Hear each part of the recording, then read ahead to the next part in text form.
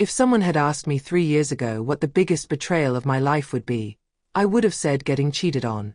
I was wrong. The biggest betrayal wasn't from a boyfriend. It came from the two people who had promised to protect me since the day I was born. My own parents.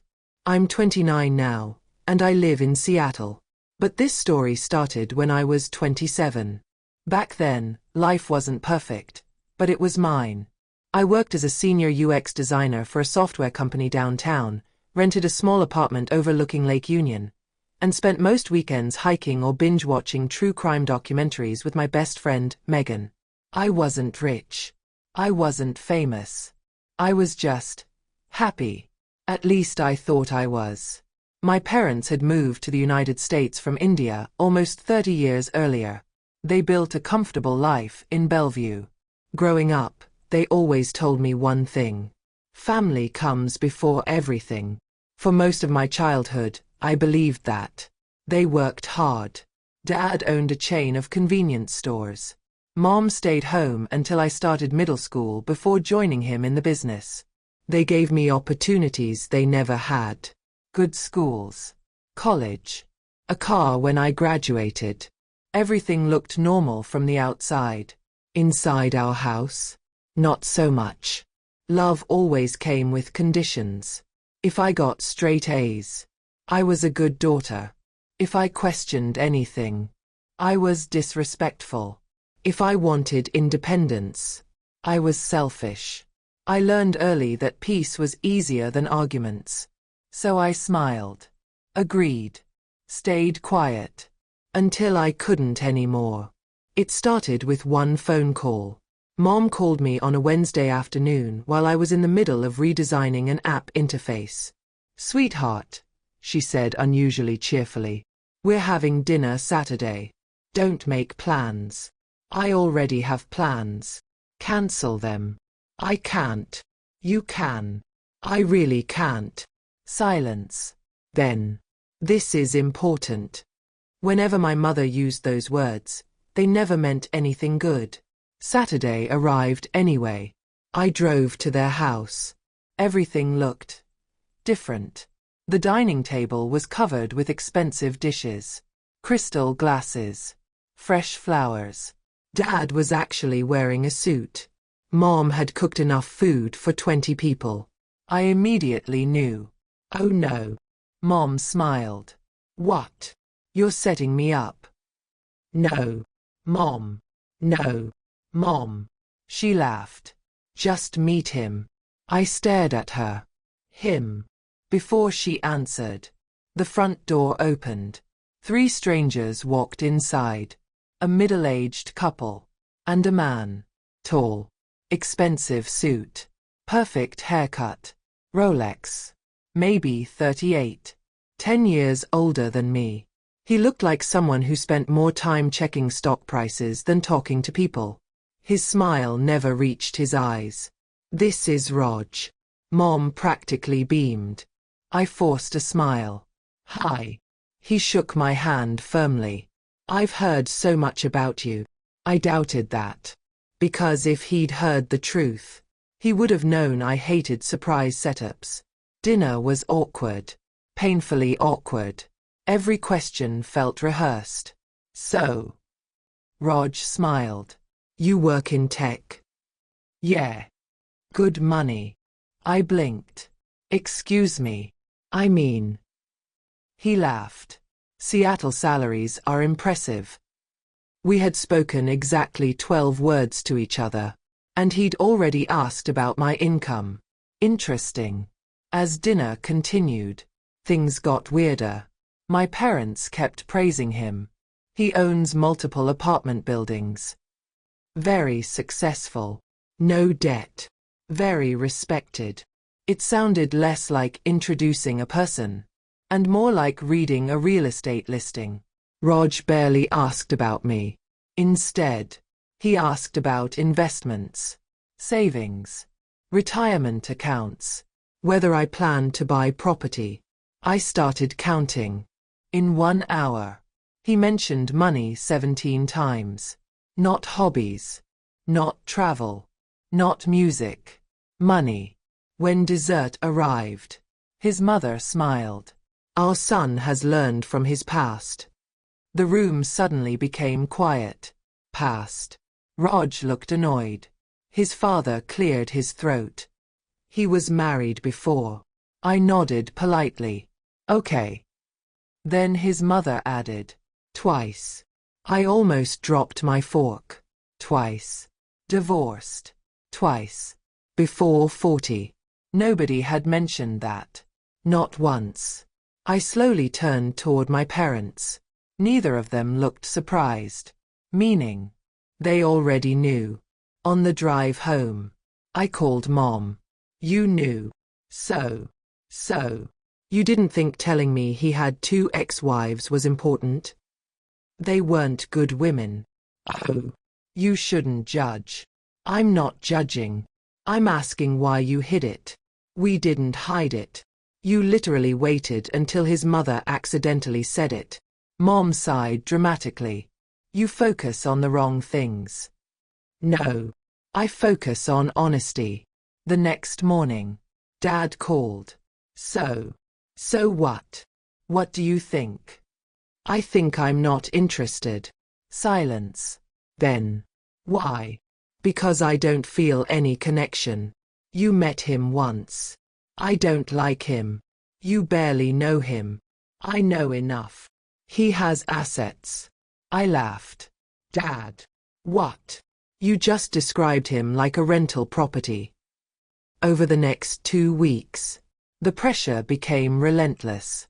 Phone calls, texts, family members, even relatives I hadn't spoken to in years suddenly became relationship experts. You're getting older. He's successful. Don't be picky. Marriage isn't about love.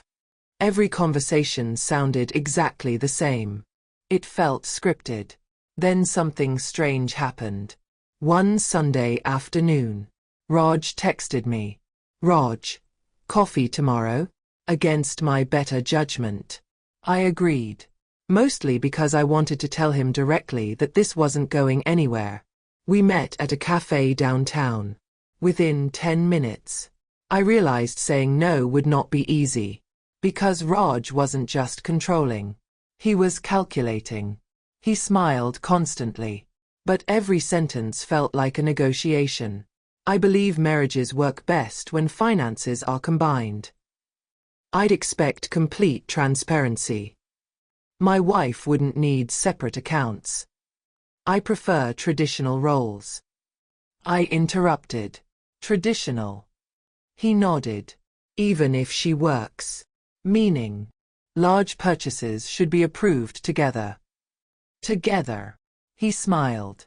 Mostly by me. I almost laughed because I thought he was joking.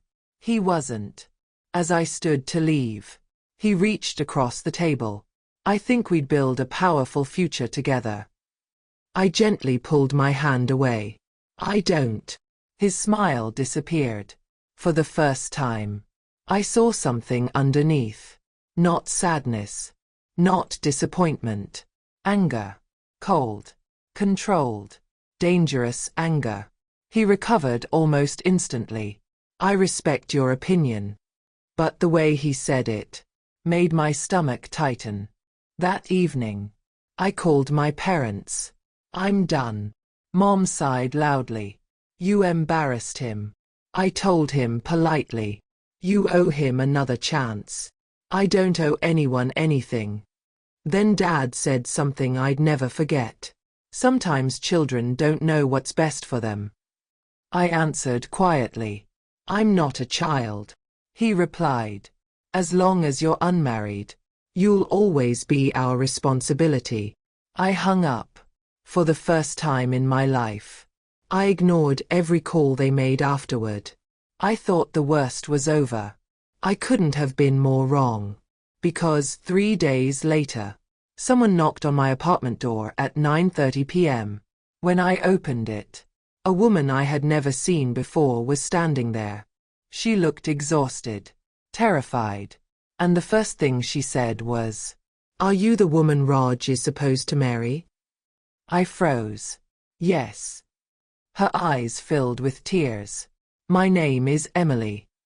She swallowed hard. I'm his first wife. Then she looked over her shoulder as if she was afraid someone had followed her. You need to let me in. I didn't move. For a few seconds, I just stared at the woman standing in my hallway. She looked to be in her mid-30s, wearing jeans, sneakers, and a gray hoodie that was soaked from the Seattle rain. Her dark hair was tied into a messy ponytail, and there were dark circles under her eyes that made it look like she hadn't slept in days. My name is Emily, she repeated quietly. I was Roger's first wife. My heart skipped. Every instinct told me to slam the door shut. But another part of me, the part that had spent the last 2 weeks wondering why something about Raj felt so wrong, told me to listen. I stepped aside. Come in. Emily walked inside and looked around my apartment before letting out a slow breath. Thank you. I locked the door. Can I get you some water? She nodded. Please. Neither of us spoke while I filled a glass. The silence felt heavy. When I handed it to her, her hands were trembling so badly that some of the water spilled onto my coffee table. I'm sorry. It's okay. She drank almost the entire glass before setting it down. I know this is strange.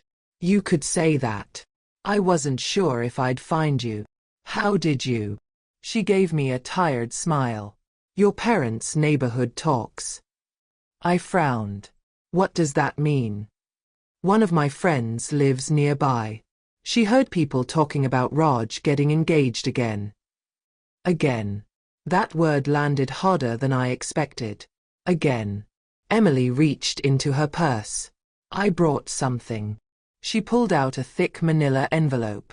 Inside were papers, photos, bank statements, court documents.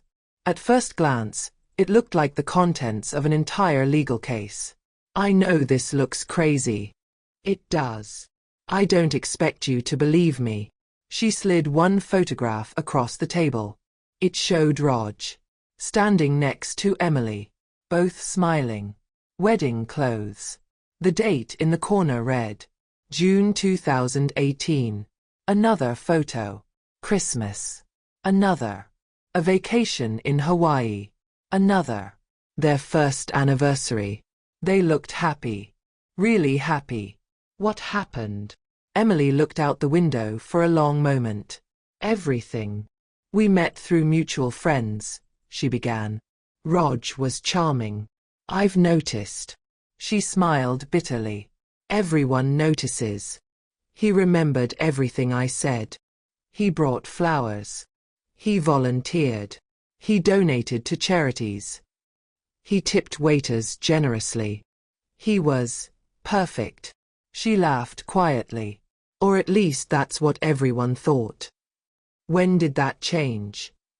The day after our wedding. I blinked. What? He gave me a list. A list. Rules. She opened another folder. I kept it. She handed me a laminated sheet. I honestly thought it was fake. Until I started reading. House rules. A shared bank account only. A no purchases over $100 without approval. A weekly spending reports. A phone passwords shared. A location sharing at all times. A family visits must be approved. A no discussing private matters outside the marriage. A career decisions require mutual agreement. I looked up. This can't be real. I wish it wasn't. You stayed. I thought marriage was hard. I didn't know what to say. She continued. The rules became stricter every month. Then came the finances. Emily had worked as a nurse before getting married. Raj convinced her to quit. He said we didn't need 2 incomes. That sounds familiar. He promised I'd never have to worry about money. Instead, he gave her an allowance. Every dollar she spent had to be recorded. Groceries, gas, coffee, birthday gifts, everything. If the numbers didn't match, he'd spend hours questioning her.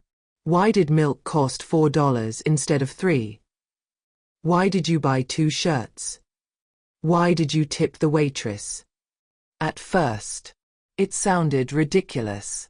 Then I realized something. Raj hadn't asked me about my hobbies, or dreams, or family. He'd asked about my salary, savings, retirement, property. Almost like he was interviewing my bank account. Emily pulled out another paper. This is why I came. It was a loan application. Roger's signature, Emily's signature, and nearly $180,000 in debt. I never signed this. I stared at her. What? He forged it. How? He practiced my signature. I felt my stomach turn. He opened credit cards, took loans, used my information. When I found out, she stopped speaking. What happened? He blamed me. She laughed. Not because anything was funny, because sometimes people laugh when remembering something too painful to cry about. He told everyone I had a gambling addiction. What? My own parents believed him. Seriously. He had spreadsheets, fake bank records, edited screenshots. He made me look unstable.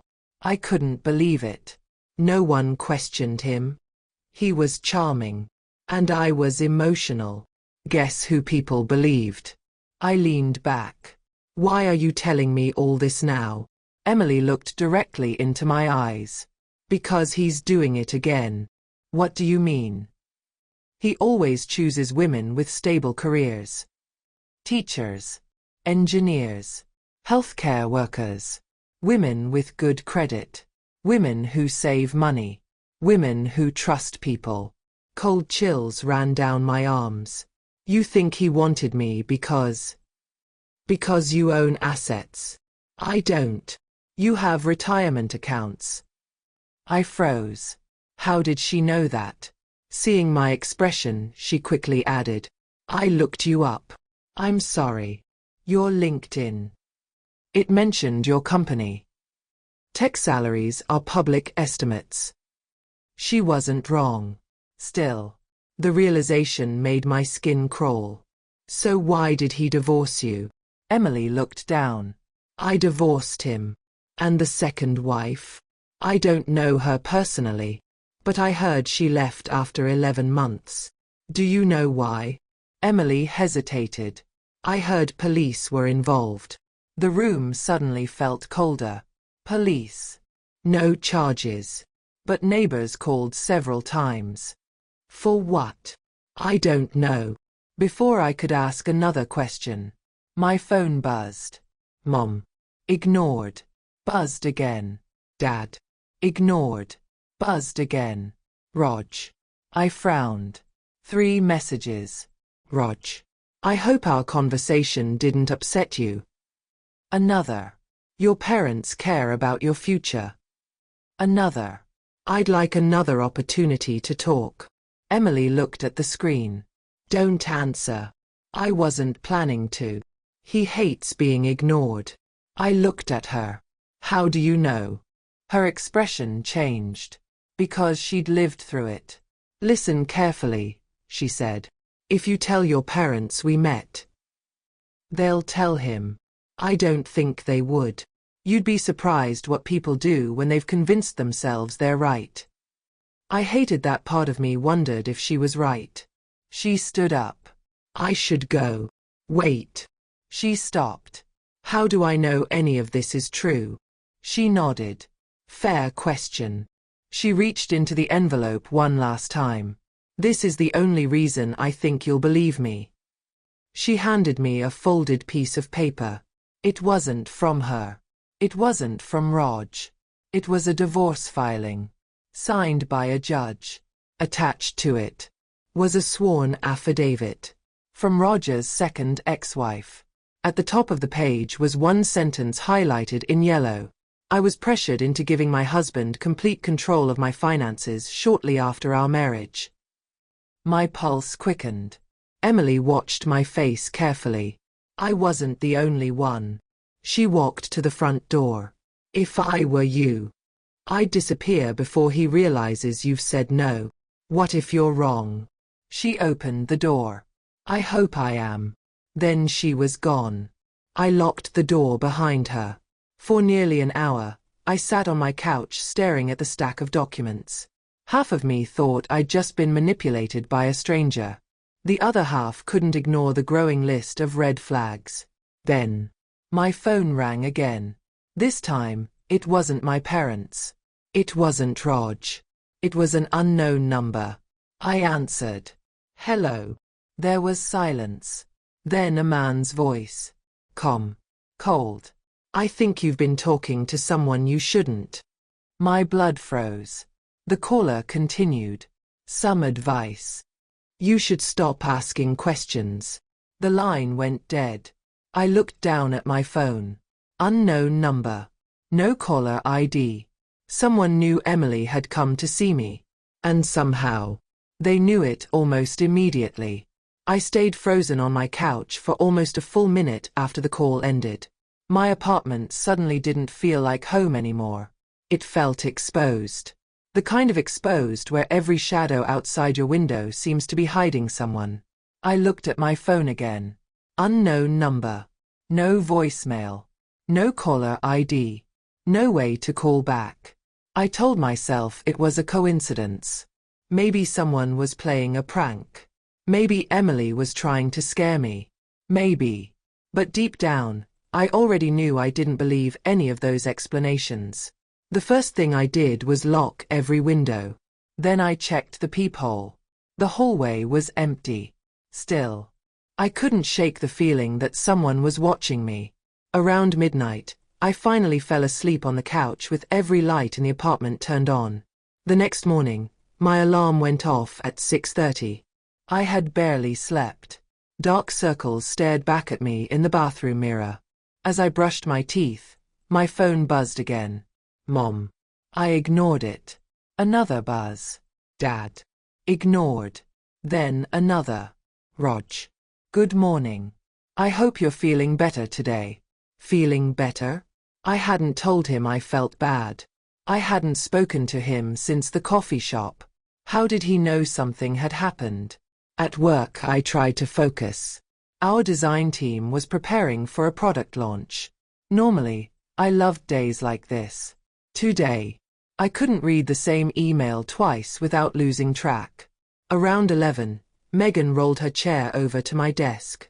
You okay? Yeah. She raised one eyebrow. You've answered yeah 3 times this morning, and you haven't been okay once. I laughed weakly. You know me too well. She grabbed 2 coffees from the office kitchen and handed me one. Talk. I hesitated. Emily had warned me not to tell anyone. But Megan wasn't just anyone. We'd been friends since college. She'd helped me move apartments. She'd stayed with me after my breakup 3 years earlier. If there was one person I trusted, it was her. So I told her everything. The dinner. The pressure. Raj. Emily. The documents. The phone call. Everything. She didn't interrupt once. When I finished, she leaned back in her chair. That's. She searched for the right word. Terrifying. You believe me? I believe that something is wrong. She looked toward the conference room to make sure nobody was listening. Have you Googled him? I blinked. No. Start there. That afternoon, during lunch, I opened my laptop. Raj Malhotra, Seattle.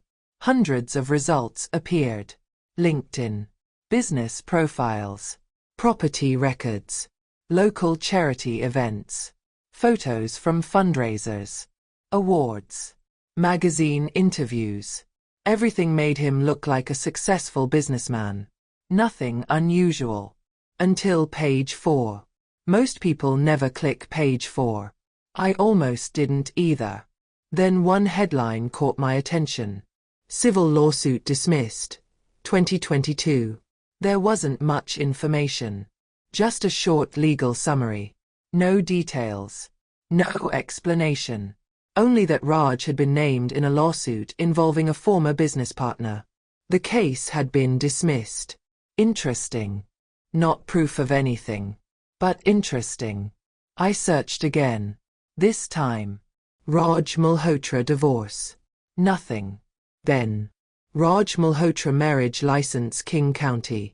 Several public records appeared. One marriage. Then another. Emily hadn't lied. There really had been 2 marriages. Both ending in divorce. That evening, Megan came over with takeout. You shouldn't be alone tonight. I'll be fine. I'm staying anyway. She dropped 2 containers of Thai food on my kitchen counter. I wasn't asking. I smiled for the first time all day. Halfway through dinner, my apartment buzzer rang. Megan looked at me. Expecting someone? No. The buzzer rang again. Then again. Then my phone lit up. Raj calling. Neither of us spoke. The buzzer continued. Buzz. Buzz. Buzz. I declined the call. It rang again immediately. Then another text arrived. I'm downstairs. I'd like 5 minutes. I stared at the message. I never gave him my address. Megan looked up slowly. What? I never told him where I live. The buzzer stopped. For about 30 seconds. Then someone knocked. 3 slow knocks. Not loud. Not aggressive. Almost patient. Megan whispered. Don't answer. I wasn't planning to. Another knock. Then Roger's voice. Calm. Soft. I know you're home. Neither of us moved. He waited. Another minute passed. Finally, he spoke again. I understand you're upset. I'd rather discuss this privately than involve your parents. My stomach tightened. Involve my parents? What did that mean? 5 minutes later, the hallway was quiet. I looked through the peephole. Empty. Gone. Only after another 10 minutes did Megan convince me to call building security. The guard reviewed the lobby cameras. Yes. Raj had been there. No. He hadn't been invited in. Someone had buzzed him through the front entrance. Someone else in the building had let him inside. That night, Megan slept in my guest room.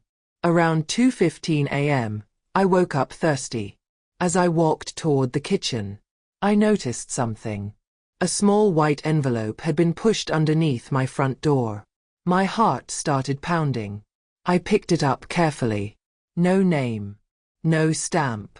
Inside was a single folded sheet of paper. Typed. Not handwritten. It read, "Ask him about Lisa." Nothing else. No explanation. No signature. Just, "Ask him about Lisa." The next morning, I called Emily. She answered immediately. You got something, didn't you? How did you know? Because I got one too. What? A year before I left him. What did yours say? She was quiet for a moment. Then she answered. Ask him about Amanda. What happened? I asked. And he didn't speak to me for 3 days. Then he bought me a new car. I frowned. A car. He always replaced questions with expensive gifts. Who is Lisa? I asked. I don't know. You've never heard the name? No. What about the second wife? I never met her.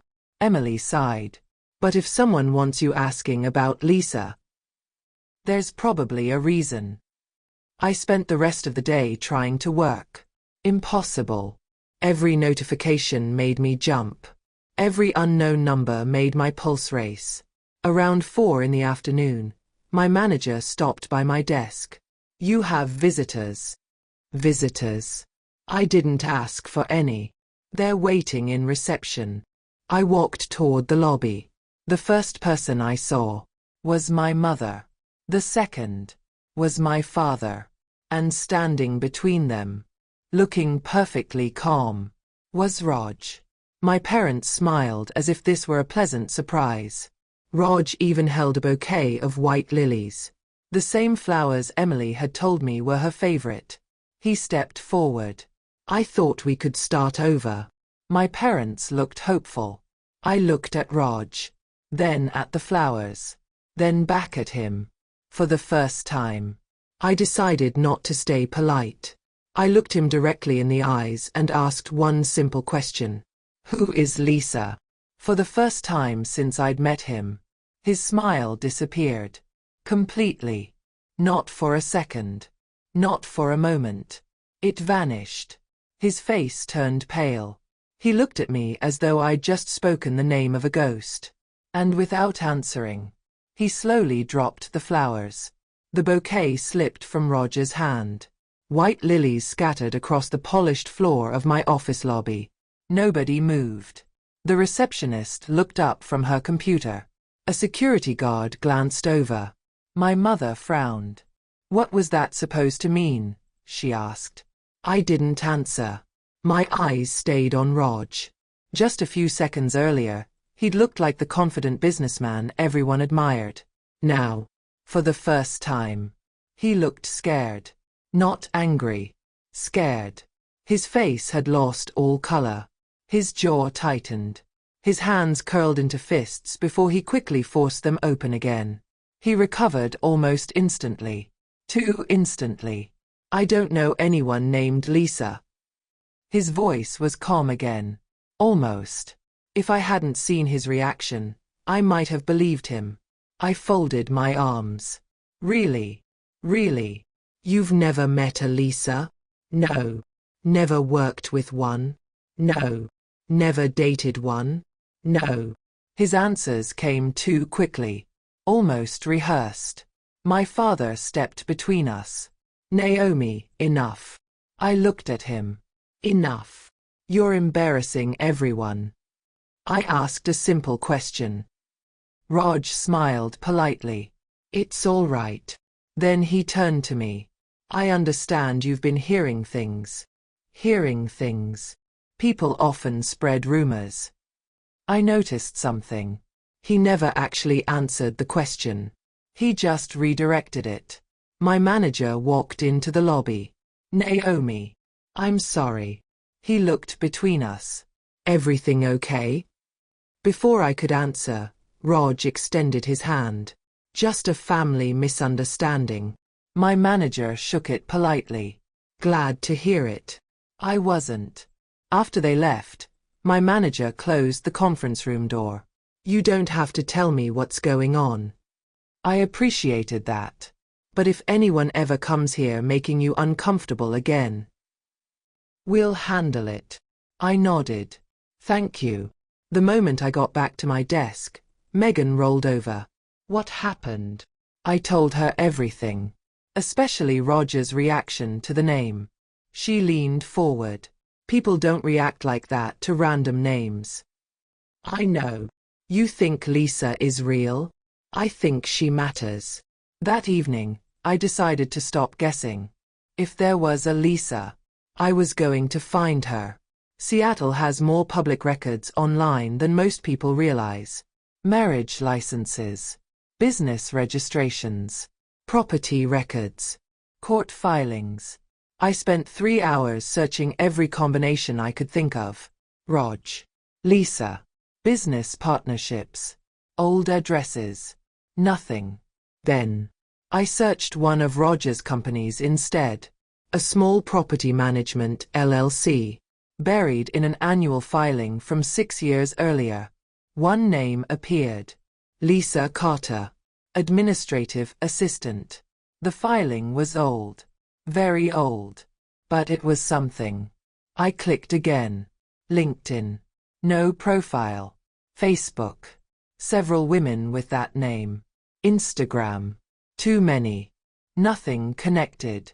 Then, an archived local newspaper article. The headline wasn't about Raj. It was about a charity fundraiser. A group photo. 20 people standing together. In the back row. There he was. Smiling. Standing beside a blonde woman with a name tag. Lisa Carter. I zoomed in. She couldn't have been older than 30. The article listed the charity's contact information. On impulse, I called. The receptionist answered cheerfully. Good afternoon. Hi. This is probably a strange question. I'm trying to contact someone who volunteered there years ago. Lisa Carter. Silence. Then. I'm sorry. Lisa hasn't worked with us in a long time. Do you know how I could reach her? I'm afraid I can't give out personal information. I understand. I was about to hang up.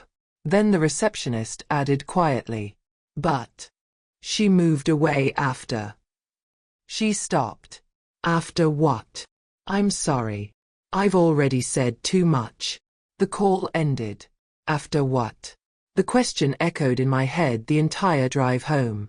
When I reached my apartment building, something felt wrong. A police cruiser was parked outside. 2 officers stood near the entrance talking to my building manager. I hurried over. Is everything okay? The manager looked relieved. There you are. What happened? Someone tried to access your mailbox. What? They weren't successful. But one of the residents saw them. One of the officers stepped forward. Are you Naomi Parker? Yes. We'd like to ask you a few questions. The witness was an elderly woman from the 3rd floor. Mrs. Rodriguez. She'd lived in the building for almost 20 years. I saw a man wearing a baseball cap. He was trying different mailbox keys. When he noticed me, he walked away. Did you see his face? Only for a second. She frowned. I've seen him before. Where? She pointed toward my apartment. Visiting you. My stomach dropped. Could you identify him? I think so. The officer opened a tablet. One by one. He showed her photographs. Random men. Then. Rog. Mrs. Rodriguez pointed immediately. That's him. My heart started pounding. The officer looked at me carefully. Do you know this man? Yes. What is your relationship? There isn't one. He wants there to be. The officers took my statement. When they left, one of them handed me his card. If he contacts you again, call us. Immediately. That night, I barely slept. Every sound outside my apartment made me jump. Around 1:40 a.m., my phone buzzed. Unknown number. Again. This time. A text. You should stop listening to bitter people. Another message arrived. Everyone has a past. Then another. Ask Emily why she never tells anyone about Denver. Denver. I stared at the screen. Rog had just done something unexpected. Instead of denying Emily's story, he tried to attack her credibility, which meant he knew I'd met her. The next morning, I drove straight to Emily's apartment. She opened the door looking exhausted. Before I could say anything, I held up my phone. She read the messages. Her face changed instantly. He's panicking. Because of Lisa? She nodded slowly. No. Because someone else is helping you. What does Denver mean? Emily looked away. I knew you'd ask. Were you in Denver? Yes. With Rog. She nodded. It was during our 2nd year of marriage. What happened? Emily sat down heavily on her couch. I've never told anyone this. She took a deep breath. We were supposed to be looking at investment properties. Instead, I found a hotel receipt. 2 guests. 1 room. But I wasn't the 2nd guest. The room fell silent. So who was? Emily swallowed. The reservation was under another name. What name? She closed her eyes. When she opened them again, she whispered, Lisa. Naomi's pulse quickened. So Lisa was real. Emily nodded. I confronted him. What did he say? He told me I was imagining things. And the receipt? He said the hotel made a mistake. Did you believe him? For about an hour. What changed? Emily stood up. She walked to a bookshelf and pulled down an old photo album. Hidden inside was a faded receipt. She handed it to me. It was from a hotel in downtown Denver. Room 1412.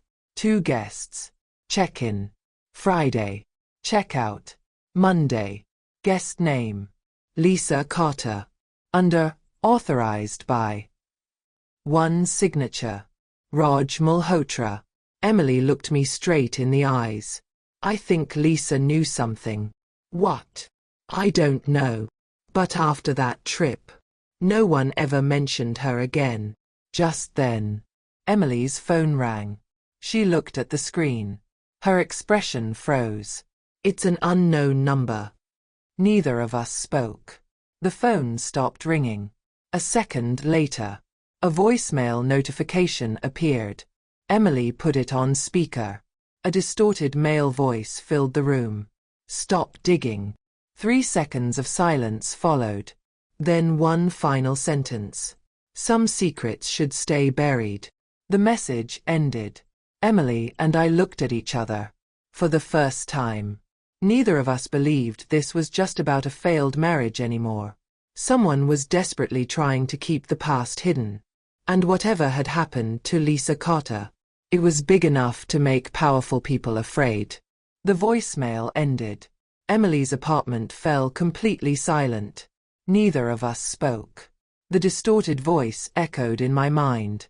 Stop digging. Some secrets should stay buried. I looked at Emily. She looked just as shaken as I felt. For the first time since we'd met, I saw genuine fear in her eyes.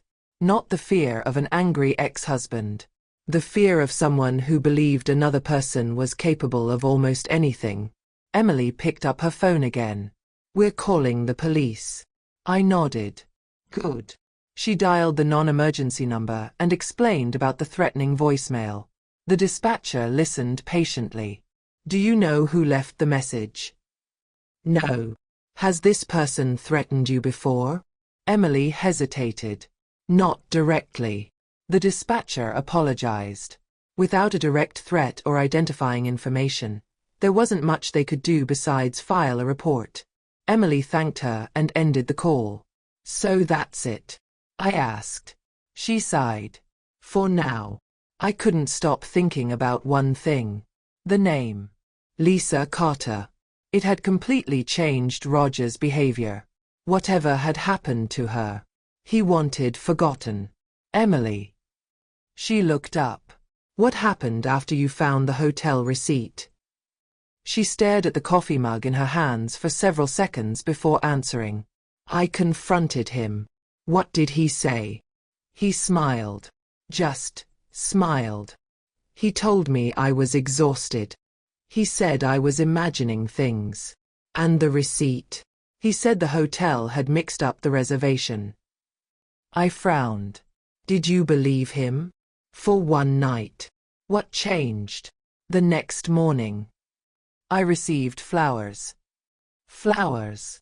She nodded. White lilies. The same flowers Raj had brought to my office. There was a note. She walked into her bedroom and returned with an old cardboard box. Inside were birthday cards, photographs, and a dried white lily pressed between 2 sheets of paper. She carefully unfolded a faded note. It read, To new beginnings. Forget yesterday. Raj. Emily gave a sad smile. I almost believed him. What stopped you? She reached deeper into the box. This time, she removed a tiny silver key. What does that open? A storage locker. I rented it without telling him. Why? Because something inside me knew I might need proof one day. She looked directly at me. I've never shown anyone what's inside. 20 minutes later, we were driving across Seattle toward a self-storage facility near the industrial district. Rain hammered against the windshield. Traffic crawled. Neither of us spoke much. Every few minutes, Emily checked the rearview mirror. You think someone's following us? I've learned not to ignore that feeling. The storage facility looked ordinary. Rows of orange garage-style doors. Chain-link fences. Security cameras mounted on every corner. Emily parked near Building C. She unlocked a small storage unit. The metal door rattled upward. Inside wasn't furniture or boxes. There were filing cabinets, plastic bins, photo albums, and stacks of labeled folders. It looked less like a storage unit and more like someone's private investigation. You've been collecting this for years? Emily nodded. I knew no one would believe me without evidence. She opened one cabinet. Inside were hundreds of documents, bank statements, emails, property records, tax filings, business contracts. I looked at her in disbelief. You kept everything. I had to. She handed me a thick folder labeled Lisa. My heart skipped. You made a file? I didn't. What? I found it. What do you mean? Emily carefully opened the folder. Inside were newspaper clippings, printed emails, business cards, photographs. Someone else had been investigating before either of us. The first page read, Lisa Carter. Age, 31. Occupation, administrative assistant. Employer, Northwest Property Group. Supervisor, Raj Malhotra. Employment dates, 2019 to 2021. The next page was stranger. A printed email. Subject, meeting confirmation. The sender's name had been blacked out. The recipient, Lisa Carter. One sentence remained visible. If anything happens to me, the documents are with my attorney. I looked up. What documents? Emily slowly shook her head. I don't know. We spent nearly an hour reading through the folder. One thing became clear. Lisa hadn't simply worked for Raj. She had trusted him. They attended charity events together, business conferences, company dinners. Several photographs showed them standing side by side. Never anything romantic. Just close. Almost like friends. Then, the photographs stopped. Abruptly. Nothing after March 2021. What happened? Emily whispered. She disappeared. I looked at her. Disappeared. I couldn't find a better word. Emily pointed to another newspaper clipping.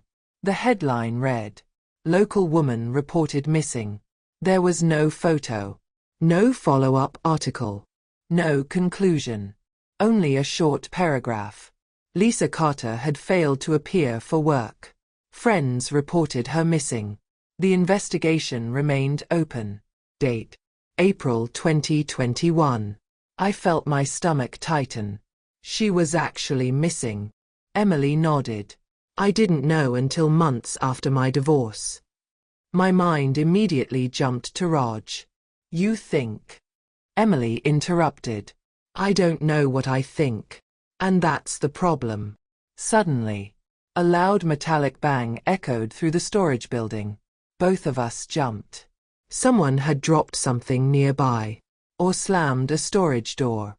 Emily looked toward the entrance. Did you hear that? I nodded.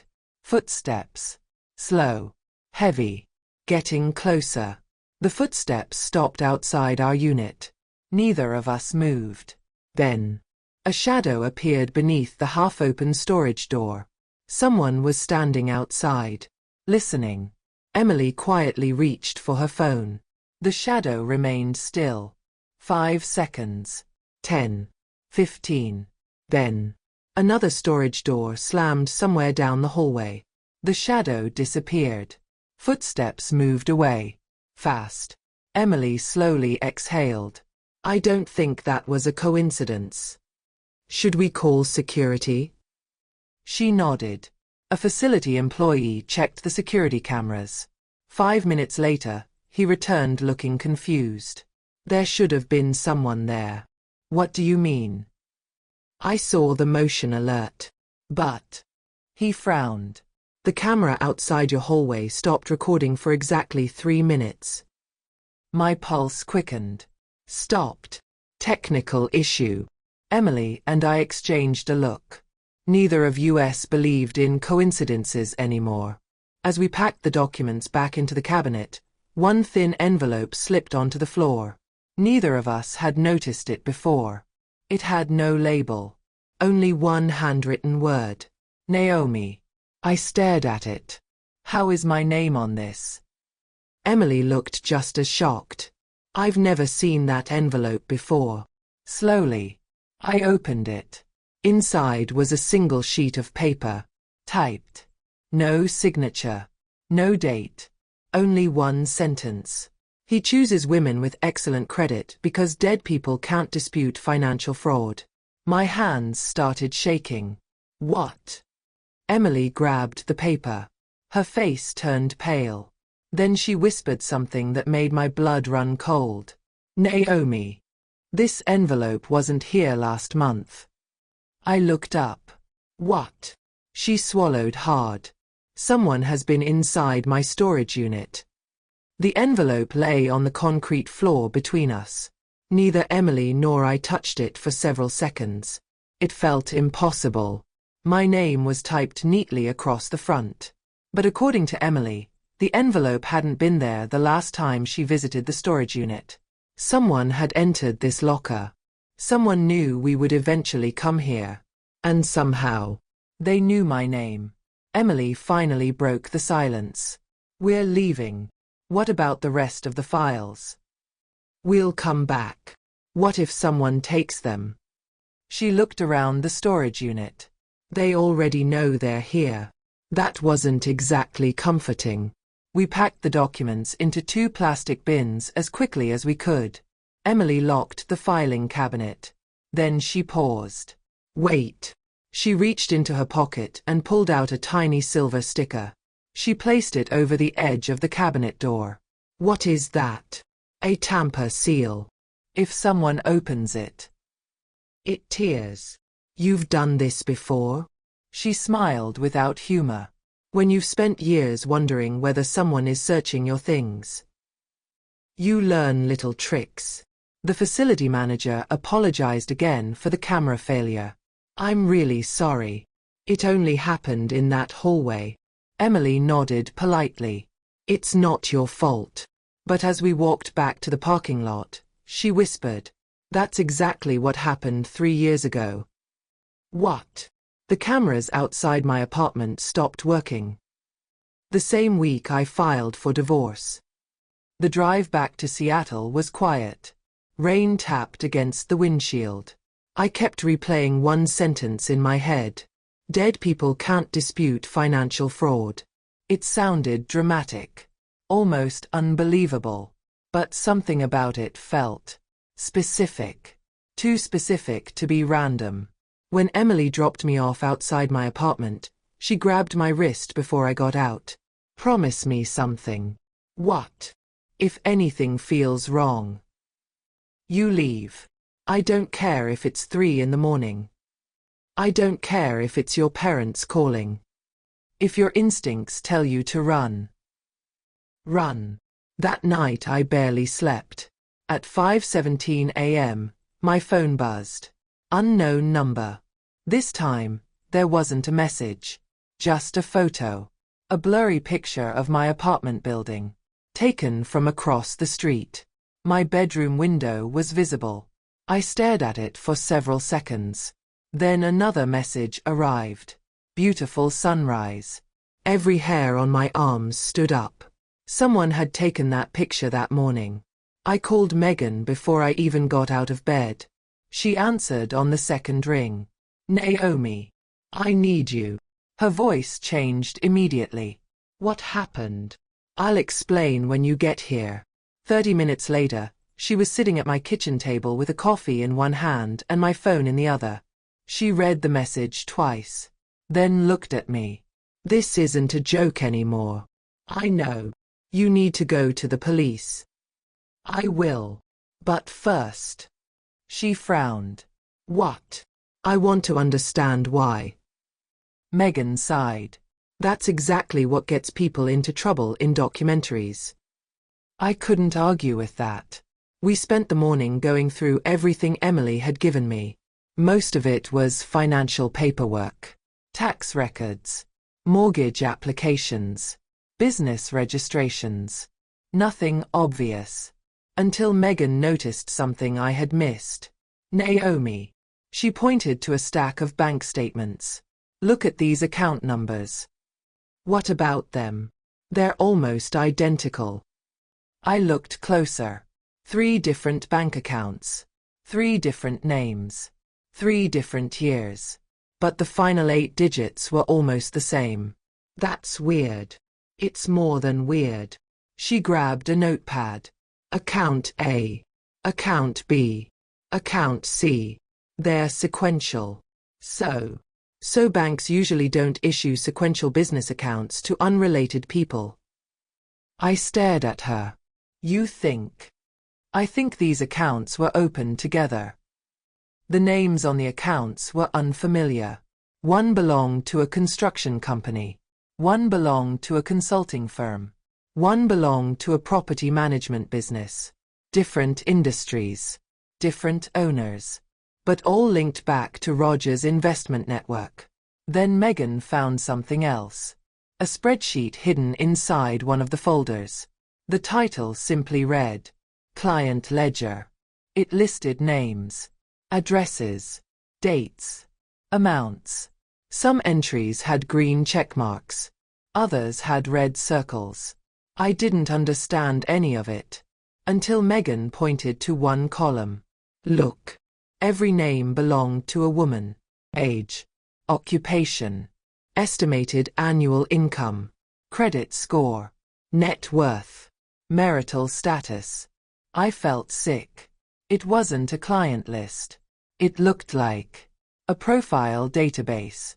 Near the bottom of one page, I saw something that made my heart stop. Naomi Parker. Age. 29. Occupation. UX designer. Credit rating. Excellent. Estimated savings. Confidential. Status. Pending. I couldn't breathe. How? My voice cracked. How does he know this? Megan looked just as horrified. This isn't normal. No kidding. Before we could say another word, someone knocked on my apartment door. 3 slow knocks. Exactly like before.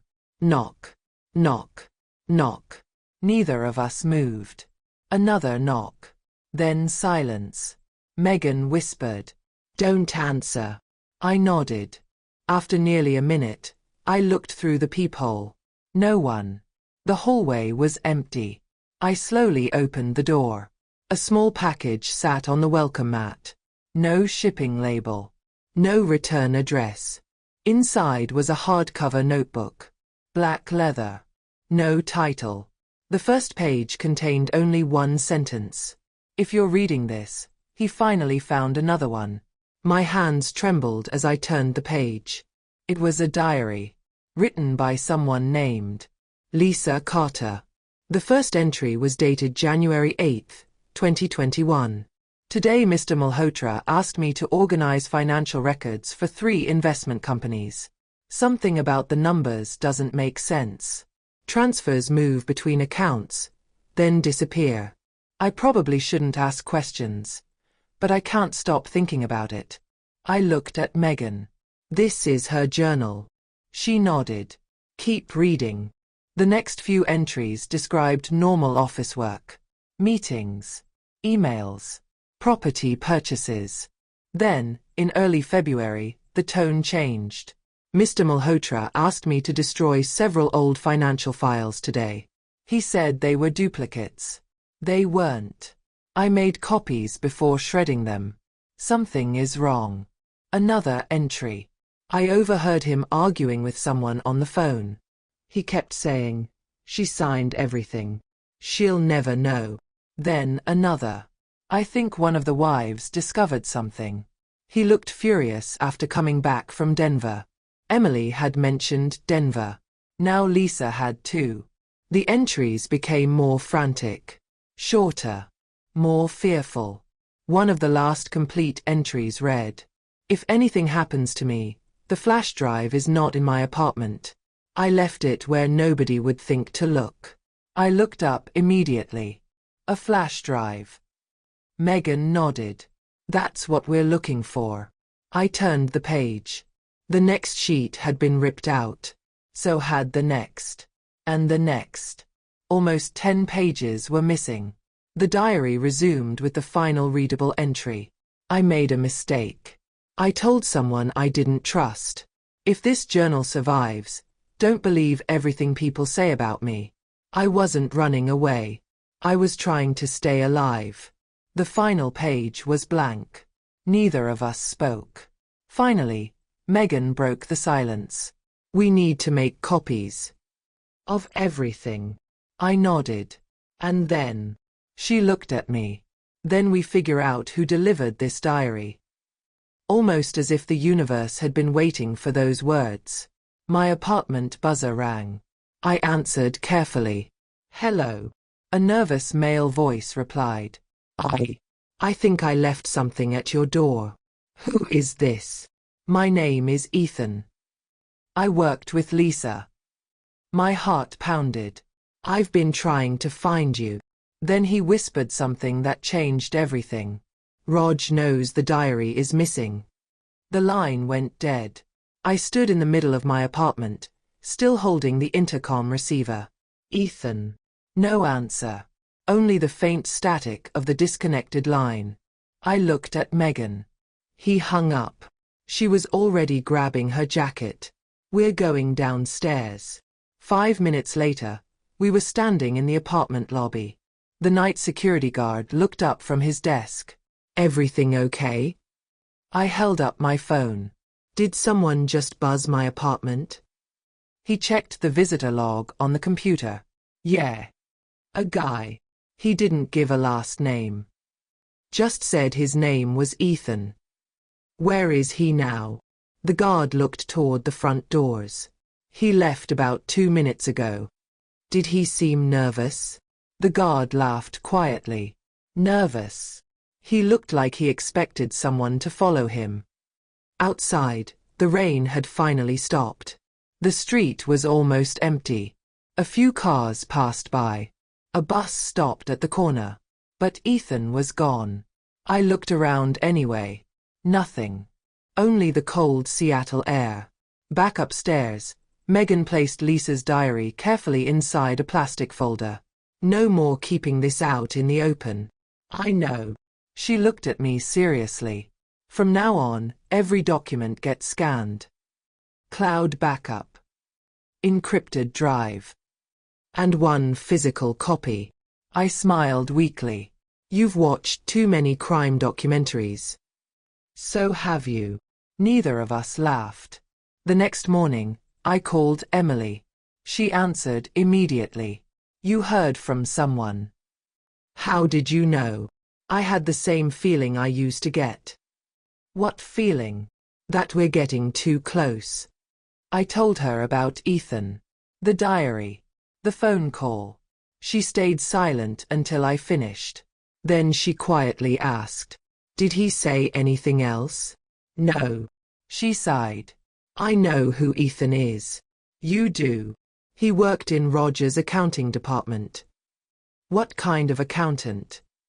"The kind that sees everything." Emily explained that Ethan had joined Roger's company about 6 years earlier.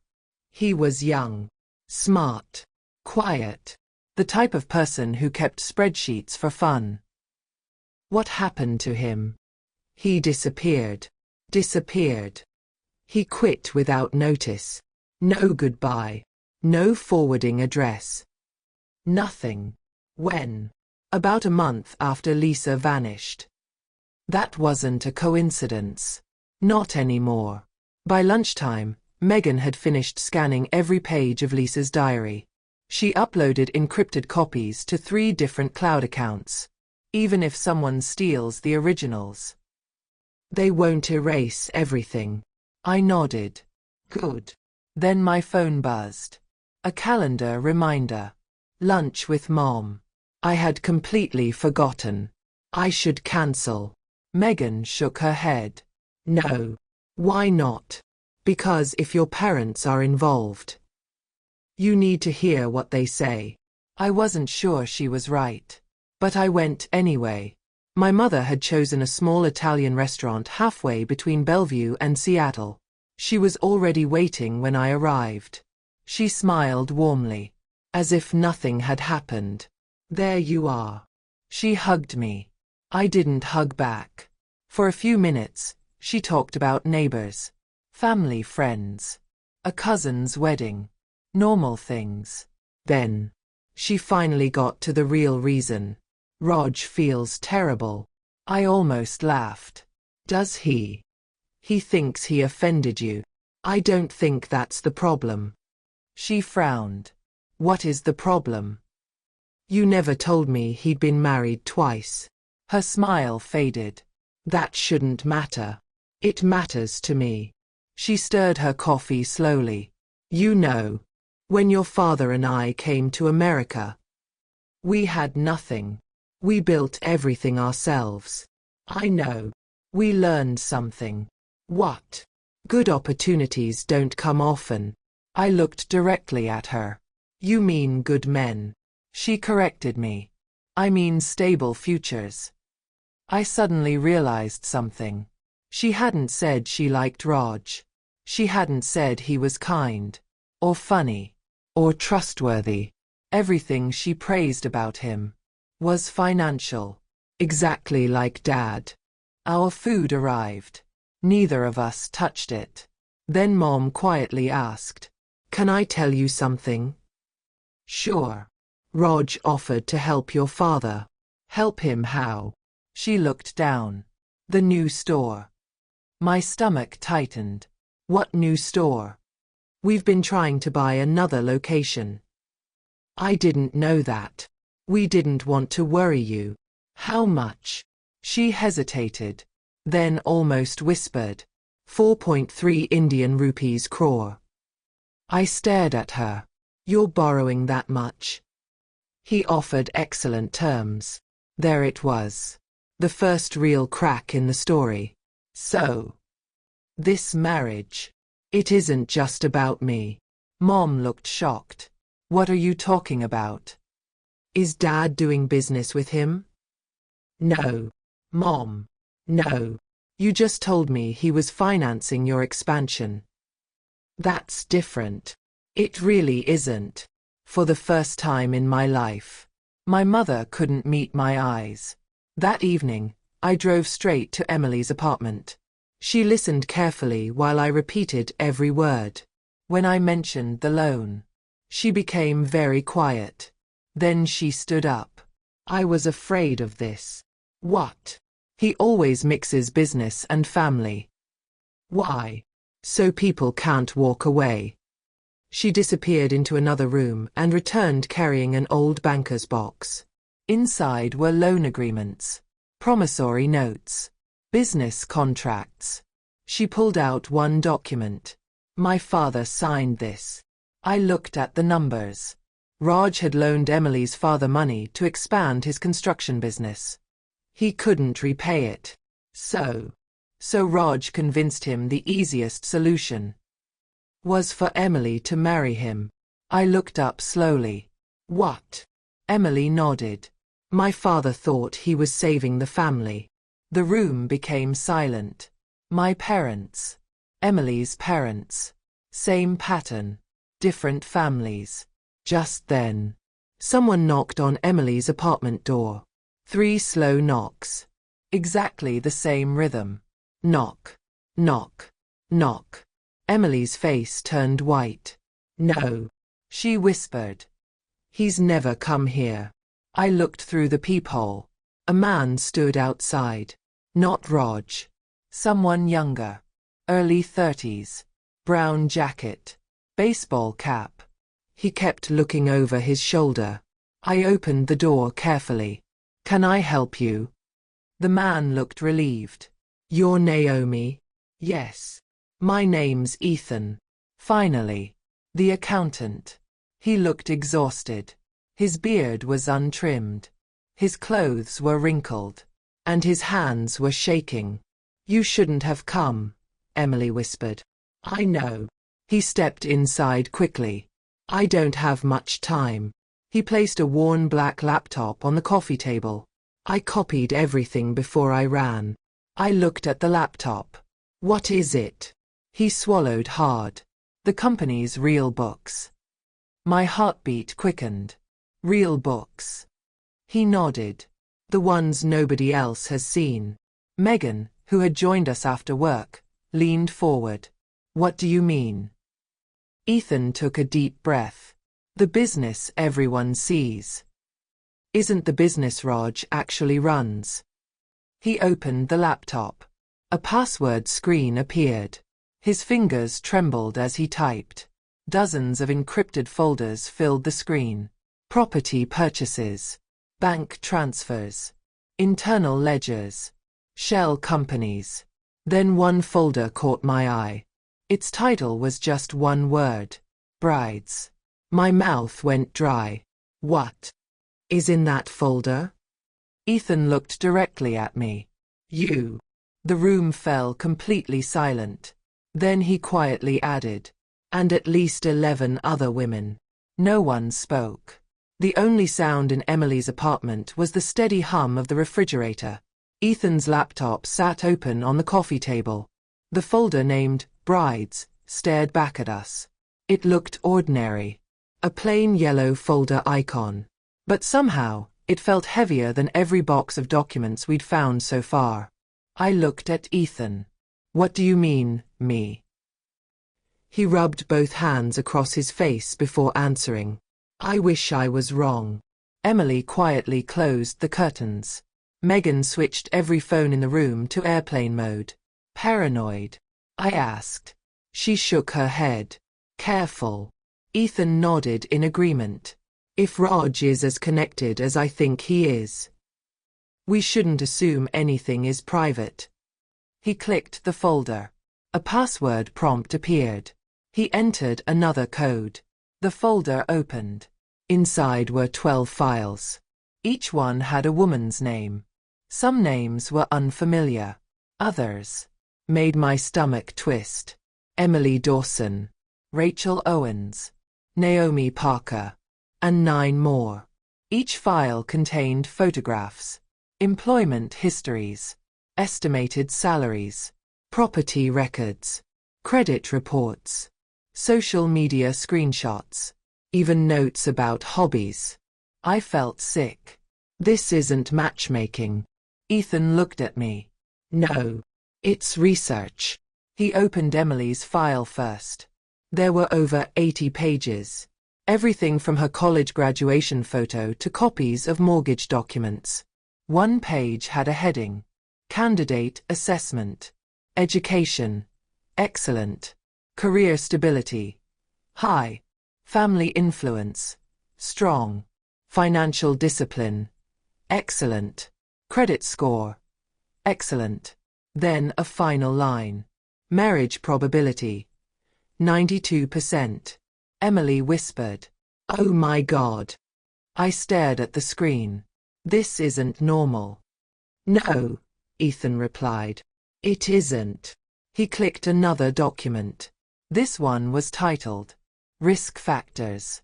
Independent personality, strong friendships, questions, financial decisions, encourage, early joint accounts, limit, outside influence. Emily looked like she might be sick. "He actually wrote this." Ethan nodded. "I've seen him prepare reports like these for years." My hands were shaking. "Open mine." He hesitated. "Naomi, please." He clicked. My file opened. There were fewer pages, but they were recent. A photo from my LinkedIn profile. Another from a charity fundraiser. A screenshot of my Instagram hiking trip from 8 months ago. I had never met Raj then. Yet somehow, he already had my information. Then I noticed the date. First review. 14 months earlier. I looked up. I didn't even know he existed 14 months ago. Ethan swallowed. "I know." The next page was worse. Strengths: Stable technology career, no significant debt, lives alone, close relationship with parents, excellent long-term earning potential. Then, concerns. Independent decision maker, best friend may interfere, encourage family pressure. Megan's name appeared in the notes. She stared at the screen. He's been watching me too. Ethan nodded slowly. If you were important to Naomi, you were important to him. Silence filled the apartment. Finally, I asked the question that had been growing in my mind. Why? Why would anyone build files like this? Ethan leaned back. Because Raj never believed marriage was about love. So what was it? He looked directly at me. Leverage. He opened another spreadsheet. This one listed dates, engagements, loans, business partnerships. Every marriage in the file happened within 6 months of a major business expansion. Every divorce happened shortly after large financial transfers. Emily frowned. He used marriage to build businesses. Sometimes. And the rest? Ethan didn't answer immediately. Instead, he opened another folder. Its title read, Ledger B. Rows of numbers filled the screen. Property purchases, wire transfers, loans. Some entries were highlighted in red. One line caught my attention. Transfer authorized. Lisa Carter. Amount, $2,480,000. I frowned. Lisa authorized this? No. Ethan shook his head. That's impossible. Why? Because. He took a deep breath. Lisa had already disappeared. The room went silent. I looked back at the screen. The authorization date was nearly 3 weeks after Lisa had been reported missing. Then who signed it? Ethan answered quietly. That's what I tried to find out. He opened a scanned document. At the bottom was Lisa's signature. Or at least, it looked like Lisa's signature. Emily compared it with the signature from one of Lisa's old employment forms. They're similar, but not identical. Megan leaned closer. The spacing is different. The L is different. Ethan nodded. I noticed that too. So I asked questions. What happened? I lost my job. You were fired? No. I resigned. Because I realized something. What? He looked around the room before speaking. I wasn't investigating accounting fraud anymore. I was investigating people. My phone buzzed. Everyone froze. Unknown number. Again. This time there was no message. Only a photo. It had clearly been taken through the front window of Emily's apartment building. Someone had circled one apartment in red. Emily's apartment. Below it was one sentence. You should have stayed out of this. Emily's face turned pale. He's escalating. Before anyone could respond, a loud engine roared outside. Megan carefully pulled one curtain aside. A black SUV rolled slowly past the building. It didn't stop, but it drove by twice.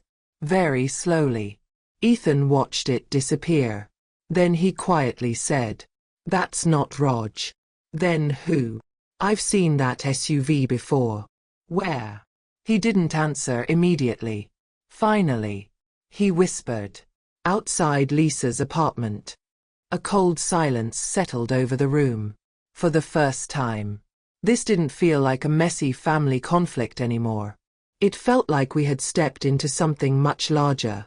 Something someone had spent years trying to hide.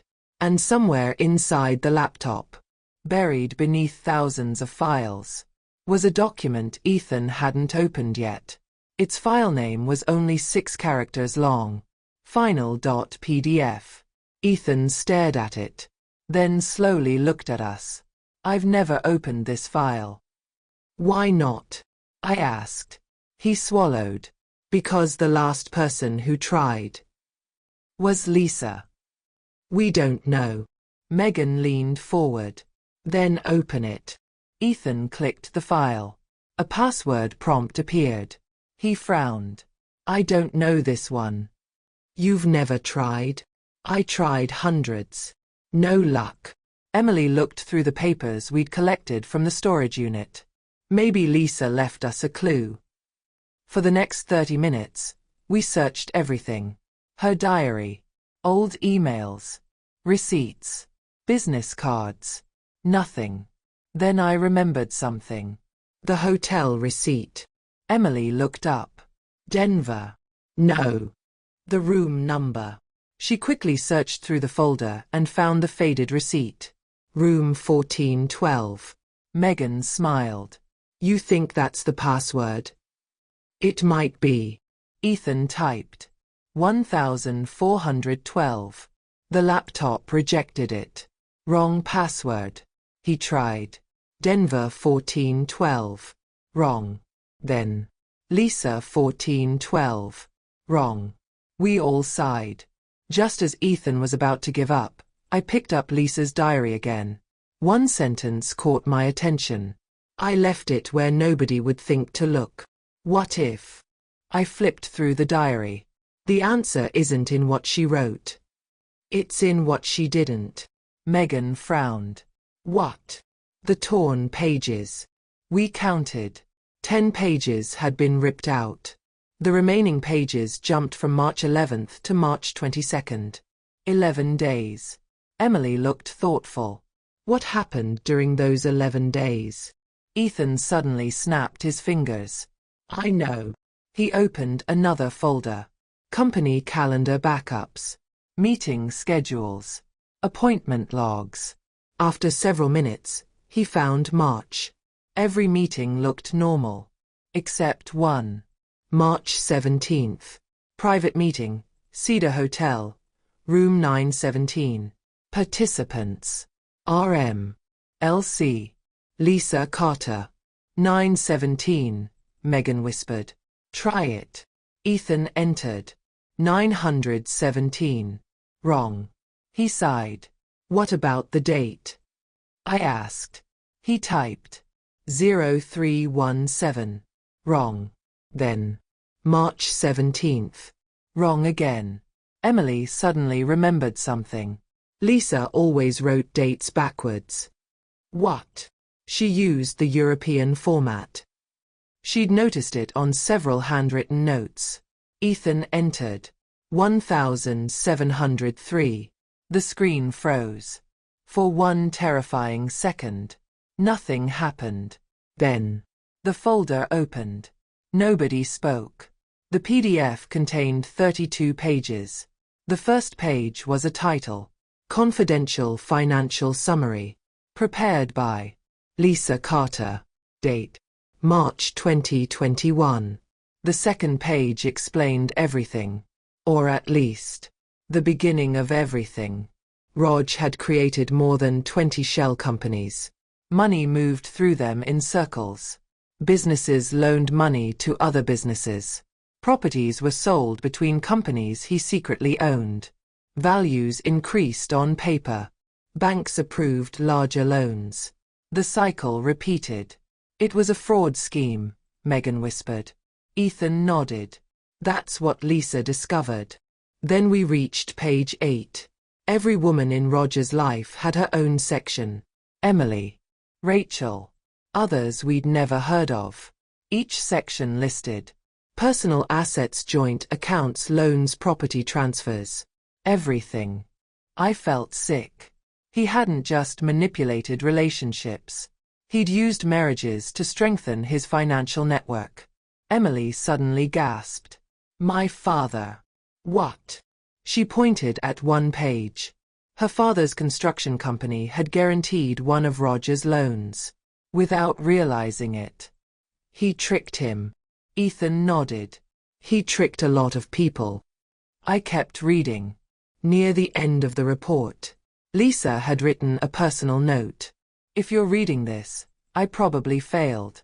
My throat tightened. The next lines were even worse. Rog isn't the only person involved. Several investors know exactly what's happening. They help move money through different companies. I don't know who I can trust anymore, Megan whispered. So he wasn't working alone. The final page contained a short handwritten sentence scanned into the PDF. Lisa's handwriting shook across the page. If anything happens to me, don't stop with Raj. Follow the ledger. Attached beneath it was a list of account numbers. 27 of them. Ethan zoomed in. His face lost all color. No. What? He pointed to one account. I recognize this. From where?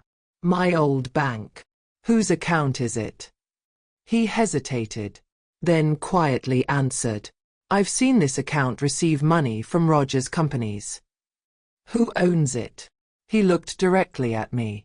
I think your father does. The room fell completely silent. No. I shook my head immediately. That's impossible. My dad owns convenience stores. I know. But this account received payments from Roger's business. Emily looked horrified. You think her father knew? Ethan quickly shook his head. I don't know. He may have believed they were normal business loans. But someone signed the paperwork. I couldn't think. Nothing made sense anymore. My parents wanted me to marry Raj. Raj wanted access to my finances. Now my father's name appeared in Lisa's report. It felt like the floor had disappeared beneath me. Before anyone could speak again, someone pounded on Emily's apartment door. Not 3 polite knocks this time. A loud, desperate pounding. Bang, bang, bang. Emily. A woman's voice echoed through the hallway. Open the door. Emily frowned. I know that voice. She walked cautiously toward the door and looked through the peephole. Her eyes widened. It's Rachel, the second wife. Emily unlocked the door.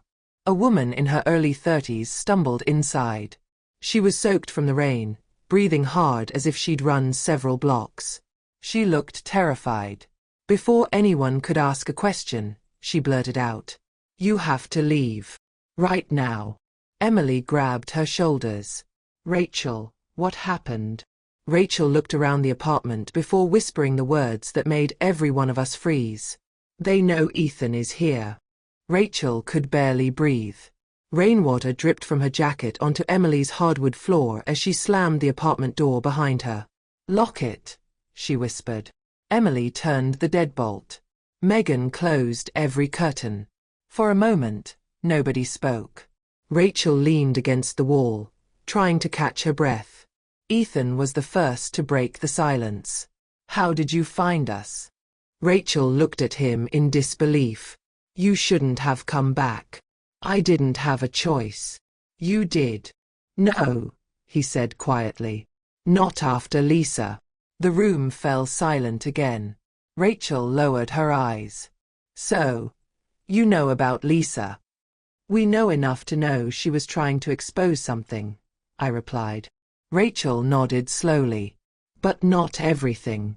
Emily guided Rachel to the couch and handed her a glass of water. You said they know Ethan is here. Rachel took a shaky sip. I overheard a conversation this afternoon. Between who? I can't tell you. Why not? Because I promised someone. She looked toward the window before continuing. But I heard Ethan's name. And yours. She looked directly at me. They've been looking for Naomi since yesterday. A chill ran through my body. Who are they? Megan asked. Rachel hesitated. I don't know everyone involved. I only ever met Raj. But he wasn't making decisions alone. Emily and I exchanged a nervous glance. Lisa's report had suggested the same thing.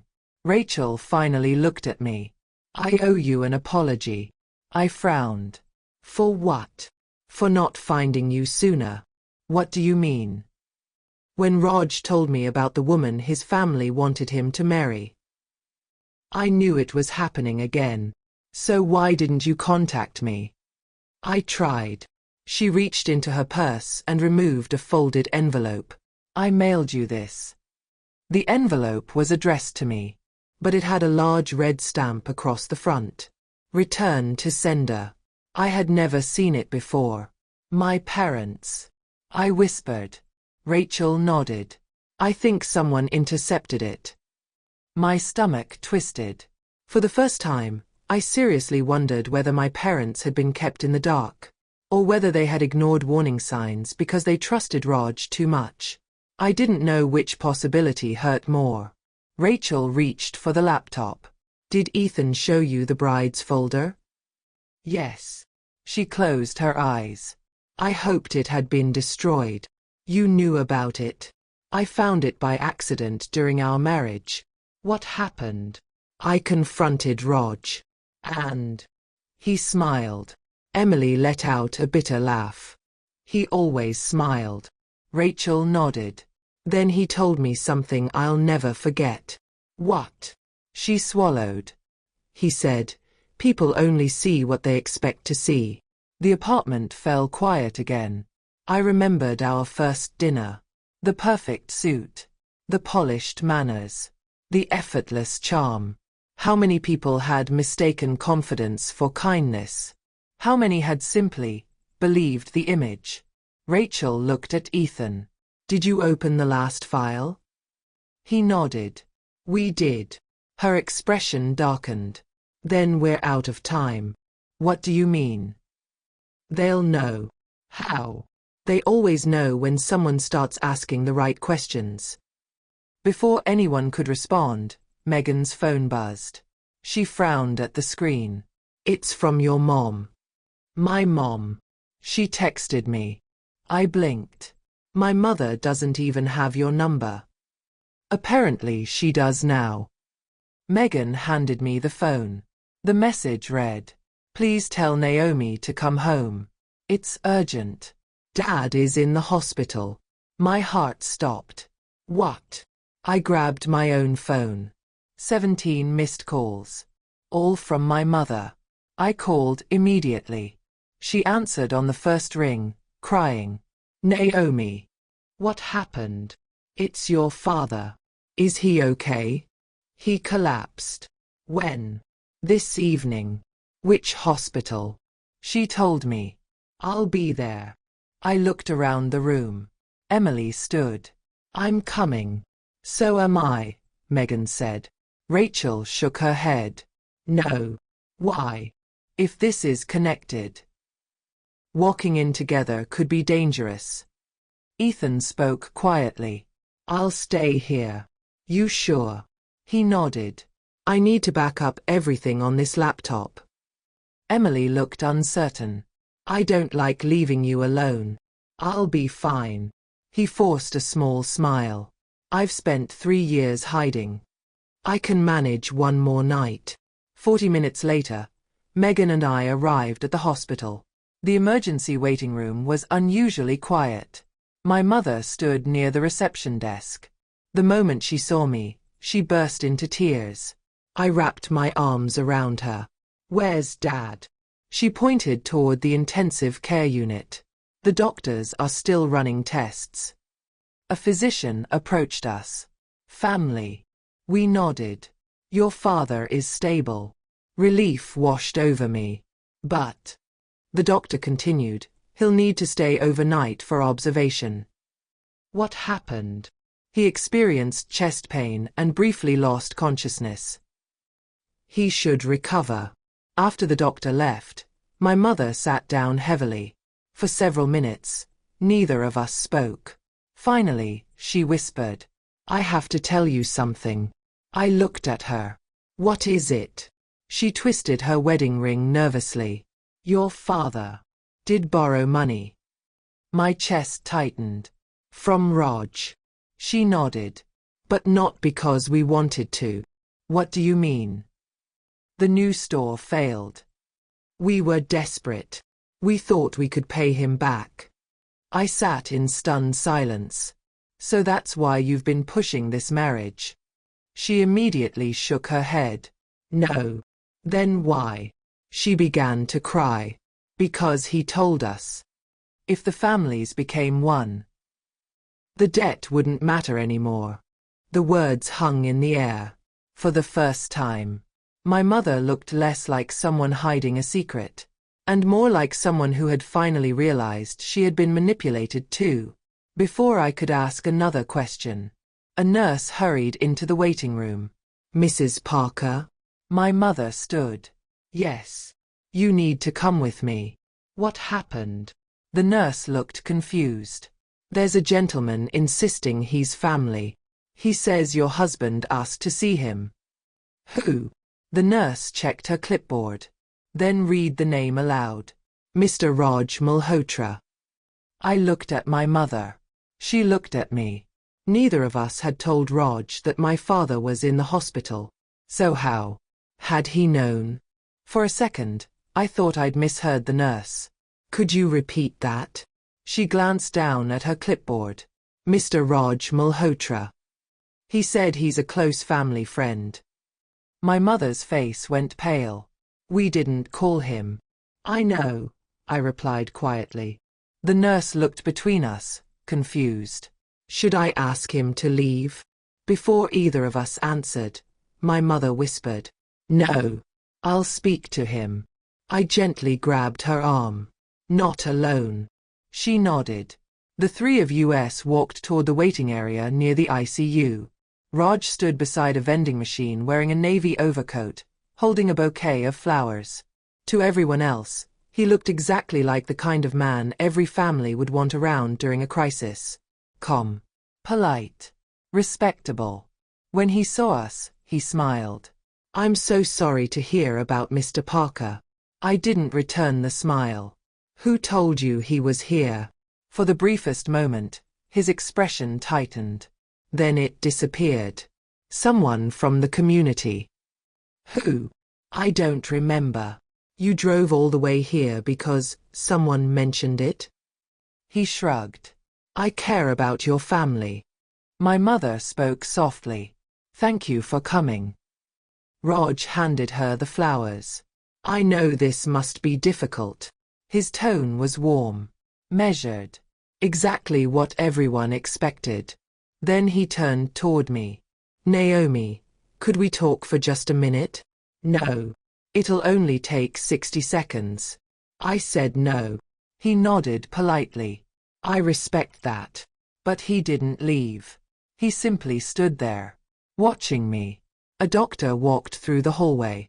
Several nurses followed behind him. The waiting room suddenly became busy. Raj leaned slightly closer and lowered his voice. "I know you've been asking questions." I looked directly at him. "And I hope you're speaking to people you trust." "I am." "Good." He smiled again. "Sometimes people carry pain for so long that it changes their memories." I immediately knew he was talking about Emily and Rachel. "They're not lying." "I didn't say they were." "You're implying it." He sighed. "I don't want to argue in a hospital." Before I could respond, my phone vibrated. It was Megan. I answered immediately. "What's wrong?" Her voice was tense. "Naomi, Ethan's gone." "What?" "He disappeared." My heart dropped. "What do you mean disappeared?" "I came back to Emily's apartment. The laptop is still here. But Ethan's car is gone." His phone goes straight to voicemail. Emily had searched the entire building. Nobody had seen him leave. I glanced toward Raj. He was watching me carefully, almost as if he were trying to read my expression. I ended the call. "What happened?" he asked. "Nothing." He smiled politely. "I hope everything works out." Then, without another word, he turned and walked away. I watched him until the hospital doors closed behind him. Something didn't feel right. Not because he'd threatened me. He hadn't. It was because he seemed too confident. Almost like he knew something we didn't. An hour later, Dad was moved out of intensive care. The doctors confirmed it had been a stress-related cardiac episode. He was exhausted but awake. When I entered his room, he looked older than I remembered. His hair seemed grayer. His shoulders smaller. He reached for my hand. "I'm sorry." Those were the first words he said. I pulled a chair beside the bed. "For what?" "For putting you in this position." His voice cracked. I thought I was protecting the family. I didn't answer. He closed his eyes. I made a terrible mistake. For the first time, he told me everything. The fourth convenience store had failed. Sales dropped. Unexpected repair costs piled up. He borrowed money from Raj, believing it would be temporary. Raj never pressured him at first. He was patient, helpful, supportive. Then the repayment date arrived, and everything changed. He suggested, Dad said quietly, that our families become connected. I already knew what that meant. He said it would solve everyone's problems. Dad nodded. I should have refused. "So why didn't you?" He looked away. I was ashamed. I didn't want you to know how badly I'd failed. His words hurt. Not because of the money. Because I realized he'd been carrying that burden alone. I never would have judged you. I know that now. Before we could continue, there was a soft knock on the hospital door. A nurse stepped inside. "Mr. Parker?" "Yes." "You have another visitor." Dad frowned. "I don't think I." The nurse interrupted. "He said he's your accountant." Dad looked confused. "I don't have an accountant." The nurse stepped aside. A man in his late 50s entered the room carrying a leather briefcase. Gray suit. Wire-rim glasses. Professional smile. He introduced himself. "My name is Daniel Brooks. I apologize for the interruption. I believe I have information your family needs." Dad looked puzzled. "I'm sorry. Have we met?" Daniel shook his head. "No. But I worked with someone who trusted you." He slowly placed a sealed envelope on the bedside table. Across the front, written in neat blue ink, were 4 words. "For Naomi Parker only." My pulse quickened. "Who gave you this?" Daniel looked directly at me. "A woman named Lisa Carter." The room fell silent. "I've kept this for over 3 years," Daniel continued. "She told me to deliver it only if she disappeared and another woman became engaged to Raj Malhotra." No one spoke. Dad stared at the envelope. Mom covered her mouth. My hands trembled as I picked it up. The paper had yellowed with age. The seal was still intact. Lisa had prepared this years before. Almost as if she'd known someone else would eventually be standing exactly where I was. I carefully opened the envelope. Inside was a handwritten letter. The first line read, "If you're reading this, you said no when I couldn't. Don't let anyone convince you that saving yourself is selfish." I swallowed hard. The next paragraph was even more unsettling. "You will hear many versions of who I was. Some people will call me unstable. Others will say I ran away. Neither is true. The people who cared about me know that. Trust actions, not reputations." Tucked behind the letter was a small photograph. It showed Lisa standing beside a smiling older man. On the back, she'd written, "He knows where the second copy is." I turned the photo over again. There was no name, no address, just those 7 words. Daniel looked at me solemnly. "I don't know what the second copy means. I only promised I'd deliver the letter if the day ever came." "Did Lisa tell you anything else?" I asked. He nodded. "Only 1 sentence." "What was it?" He took a slow breath. "The truth survives only if someone refuses to be afraid." I couldn't take my eyes off the photograph. The older man standing beside Lisa looked ordinary. Gray hair. Simple blue jacket. Kind smile. The kind of face you'd forget 5 minutes after meeting him. Yet somehow, I knew I'd seen him before. Not in person. In one of the charity photos Emily had recovered from the storage unit. He had been standing in the background. Watching. Always watching. Do you recognize him? Megan asked. I nodded slowly. I've seen him before. Who is he? I don't know. But Lisa trusted him. Emily carefully took the photograph from my hand. On the back, Lisa had written only 7 words. He knows where the second copy is. Emily looked thoughtful. What if the second copy isn't another letter? What do you mean? What if it's evidence? Ethan leaned over the hospital bedside table. The first copy was the report we found on the laptop. So the second copy could be everything Lisa couldn't fit into that report. No one said another word. Daniel Brooks, the man who had delivered the envelope, hadn't gone far. He was still standing outside the hospital room speaking quietly with one of the nurses. I hurried into the hallway. Mr. Brooks. He turned. Yes. The man in this photograph. Who is he? Daniel adjusted his glasses before taking the picture. A faint smile crossed his face. His name is Arthur Bennett. Do you know him? I met him once. Only once. That was enough. What did he do? He restored old books. I blinked. Books. Daniel nodded. He owned a small used bookstore near Pioneer Square. A bookstore. Yes. He and Lisa became friends. Why? They both loved history. Emily frowned. Did he ever work for Rog? No. Then why would Lisa trust him? Daniel looked down the hallway to make sure nobody was listening. Because he never trusted powerful people. He reached into his briefcase and handed me a business card. The ink had faded with age. Bennett and Sons Rare Books. The address was crossed out with blue pen. Below it, someone had written another address by hand.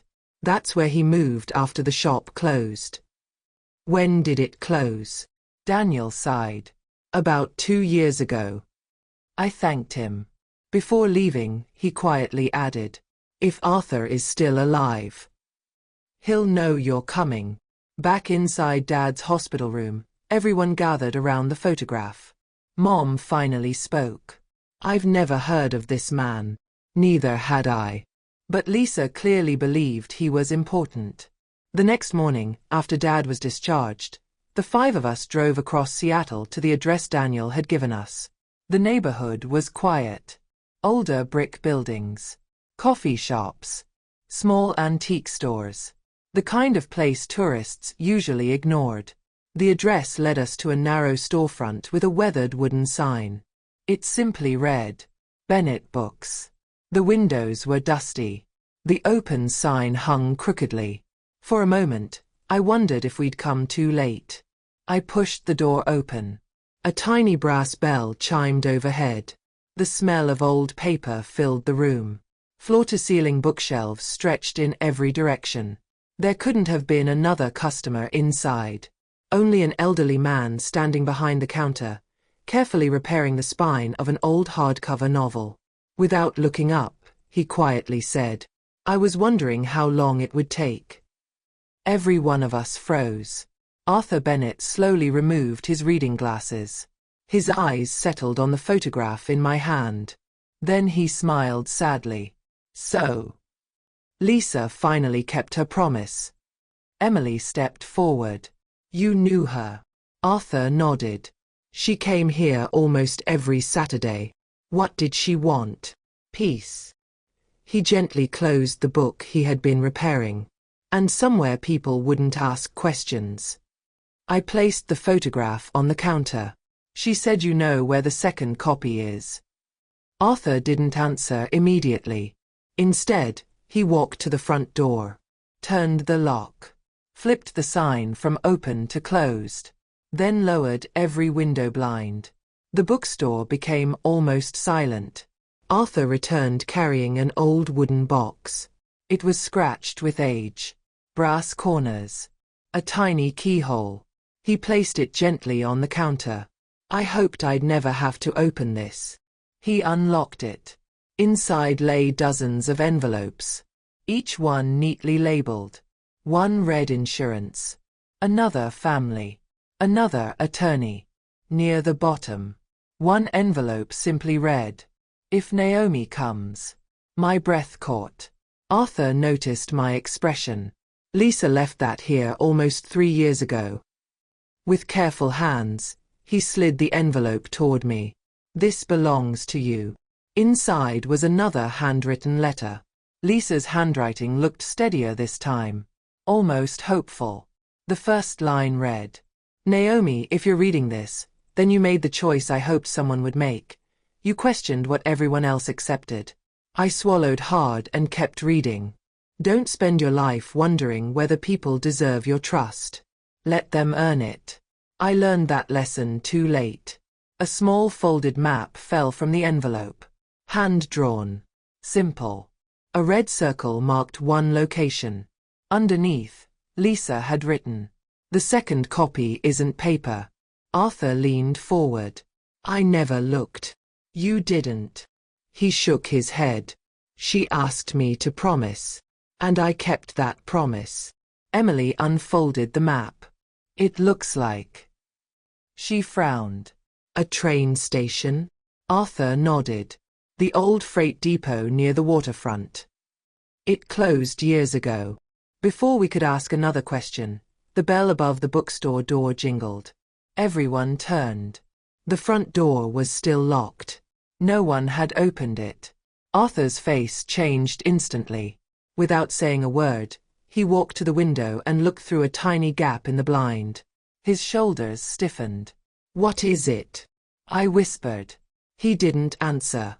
Instead, he quietly said, "They found you." My heartbeat accelerated. "Who?" Arthur stepped away from the window.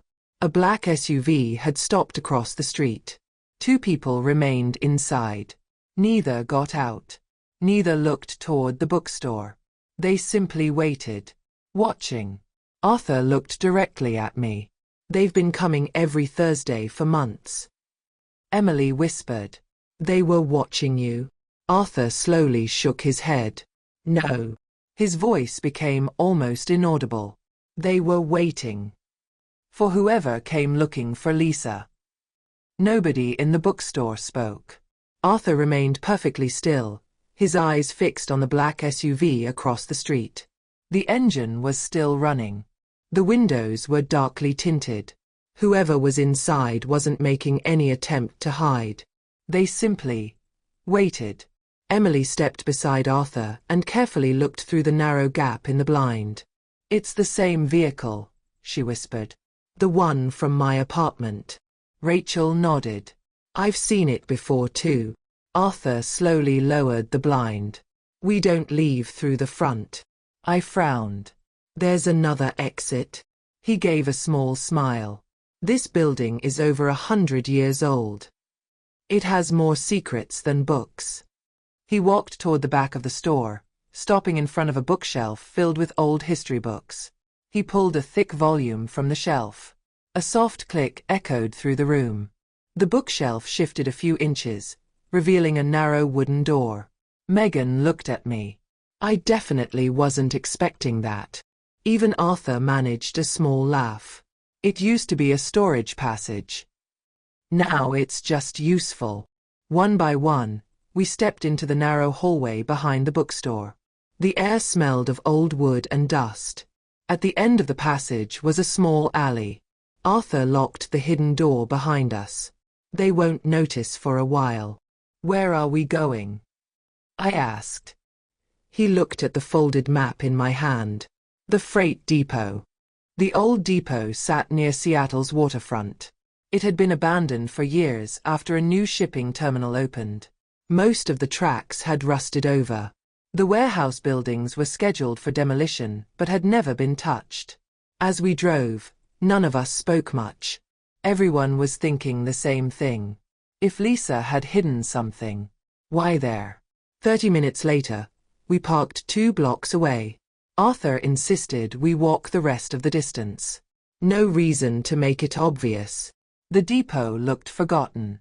Broken windows. Faded signs. Rusted railroad tracks disappearing beneath weeds. A chain-link fence surrounded most of the property, but a section had collapsed years earlier. We stepped through the opening. Lisa's map wasn't detailed. It showed only one warehouse marked with a red circle. Warehouse 7. The number was still barely visible on the brick wall. The heavy sliding door was partly open. Inside, sunlight filtered through broken skylights. Dust floated through the air. Old wooden crates were stacked against the walls. Everything was silent. Too silent. Rachel stopped walking. Does anyone else feel like we're not alone? I did. The building felt watched. Not because I saw anyone. Because every instinct told me someone had been here recently. Arthur unfolded the map again. Lisa drew a star in the northwest corner. We followed him across the warehouse. There was nothing unusual. Just cracked concrete and forgotten equipment. Then Megan noticed something. The floor. What about it? She pointed down. Most of the concrete was covered in dust. Except for one square section. It looked cleaner. As if something heavy had been moved not long ago. Ethan knelt beside it. He ran his fingers along the edge. Hollow. He knocked gently. The sound echoed differently. There might be something underneath. We searched the warehouse until we found an old metal pry bar. Working together, we lifted the concrete access panel. A narrow maintenance shaft appeared below. A metal ladder disappeared into the darkness. Arthur switched on an old flashlight. I'll go first. No, I said. I should. He looked at me for a moment before nodding. This was left for you. The air below was cool and damp. At the bottom of the ladder was a narrow service tunnel. Pipes lined one wall. Electrical cables lined the other. About 20 feet ahead sat a small grey lockbox. Perfectly clean. As though someone had placed it there yesterday. I carried the box back upstairs. There was no lock. Only a note taped to the lid. It read, "If you're opening this, I wasn't able to come back." Emily closed her eyes. Lisa. I carefully lifted the lid. Inside was not money, not jewelry, not another diary.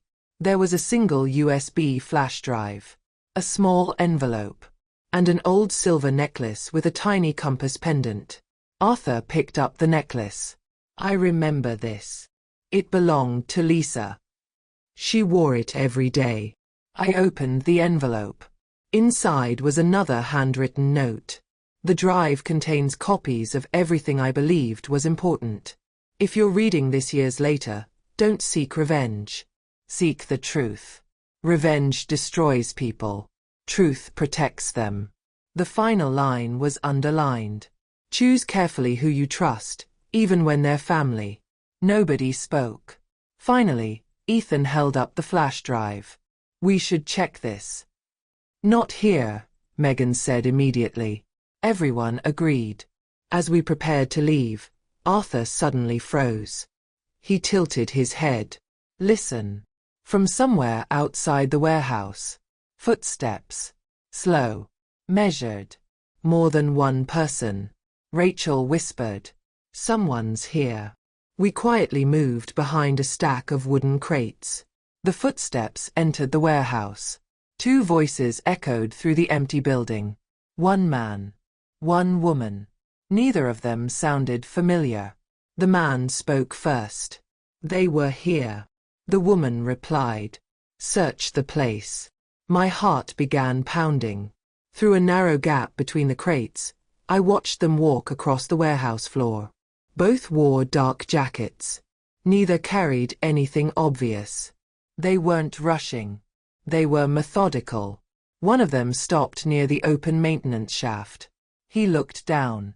Then quietly said, "They found it." The woman looked around the warehouse before answering. "We're too late." They stood silently for several seconds. Then the man pulled out his phone. "I'll call him." I couldn't hear the entire conversation. Only one sentence drifted across the warehouse. "Yes, the package is gone." A long silence followed. Then the two strangers left as calmly as they had arrived. We remained hidden for another 5 minutes before anyone dared move. Emily finally exhaled. They weren't looking for us. They were looking for the box. Ethan nodded. Which means whatever's on this drive still matters. I looked down at the flash drive resting in my hand. For 3 years, Lisa had protected it. For 3 years, someone else had searched for it. Now, it belonged to us. And none of us knew whether opening it would finally answer our questions, or create even bigger ones. None of us spoke during the drive back. The USB flash drive rested in my jacket pocket. It was surprisingly light. For something so small. It had consumed years of people's lives. Lisa had hidden it. Arthur had protected it.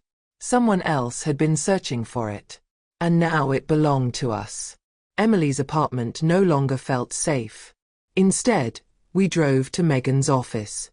The software company occupied 3 floors of a downtown building, and the IT department had a small forensic workstation used to recover corrupted employee files.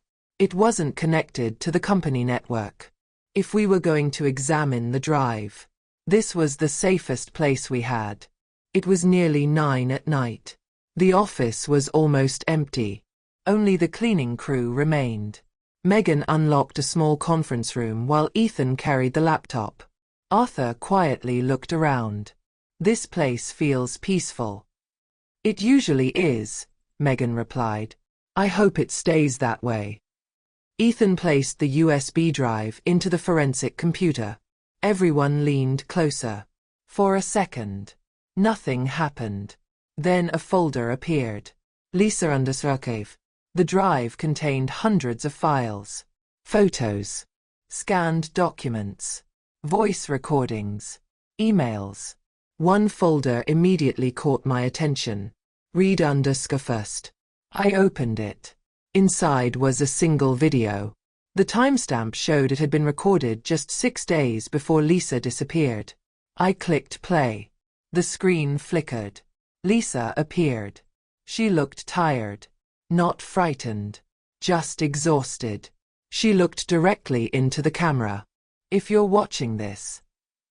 She smiled sadly. Then I wasn't able to explain everything myself. She took a slow breath. My name is Lisa Carter. And I made one mistake. I believed appearances. She looked away from the camera for a moment. I met people who seemed generous, successful, trustworthy. I ignored the moments that made me uncomfortable because I kept telling myself there had to be a reasonable explanation. She looked back into the lens. There usually wasn't. The room was completely silent. Lisa continued.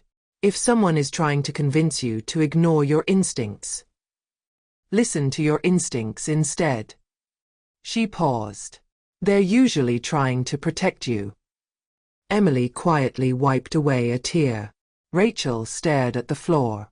Neither of them had heard Lisa's voice in years. The video continued. I don't know what people will say about me after this. Some may call me unstable. Some may say I disappeared. Whatever story survives. Remember one thing. The truth doesn't become false simply because powerful people deny it. The recording ended. Nobody spoke. Arthur finally whispered. She always believed people deserved honesty. We searched the rest of the drive. Most of it consisted of copies of documents Lisa had collected while trying to understand why so many things around her didn't make sense. There were scanned calendars, personal notes, meeting schedules, emails she'd saved because they seemed unusual at the time. Nothing by itself proved anything dramatic. But together, they painted the picture of a man who carefully controlled information, relationships, and the people around him. Then Megan opened another folder. Its title was simple. Letters. Inside were several text documents, each one addressed to a different person. Emily, Rachel, Arthur, Daniel Brooks, and one addressed to me. I opened it. The letter began. Naomi, we never met, but I suspected there would eventually be another woman. If that's you, please remember something I learned too late. You are never responsible for sacrificing your future to solve someone else's problems. I felt my throat tighten. The next paragraph read, if your parents are involved, try to understand why before deciding who they are. Fear makes ordinary people accept extraordinary things. That doesn't always excuse them, but sometimes it explains them. I looked toward my mother in my memory. The fear in her face at the hospital. The guilt in Dad's voice. For the first time, I wondered whether they had been manipulated almost as much as I had. Ethan quietly closed the laptop.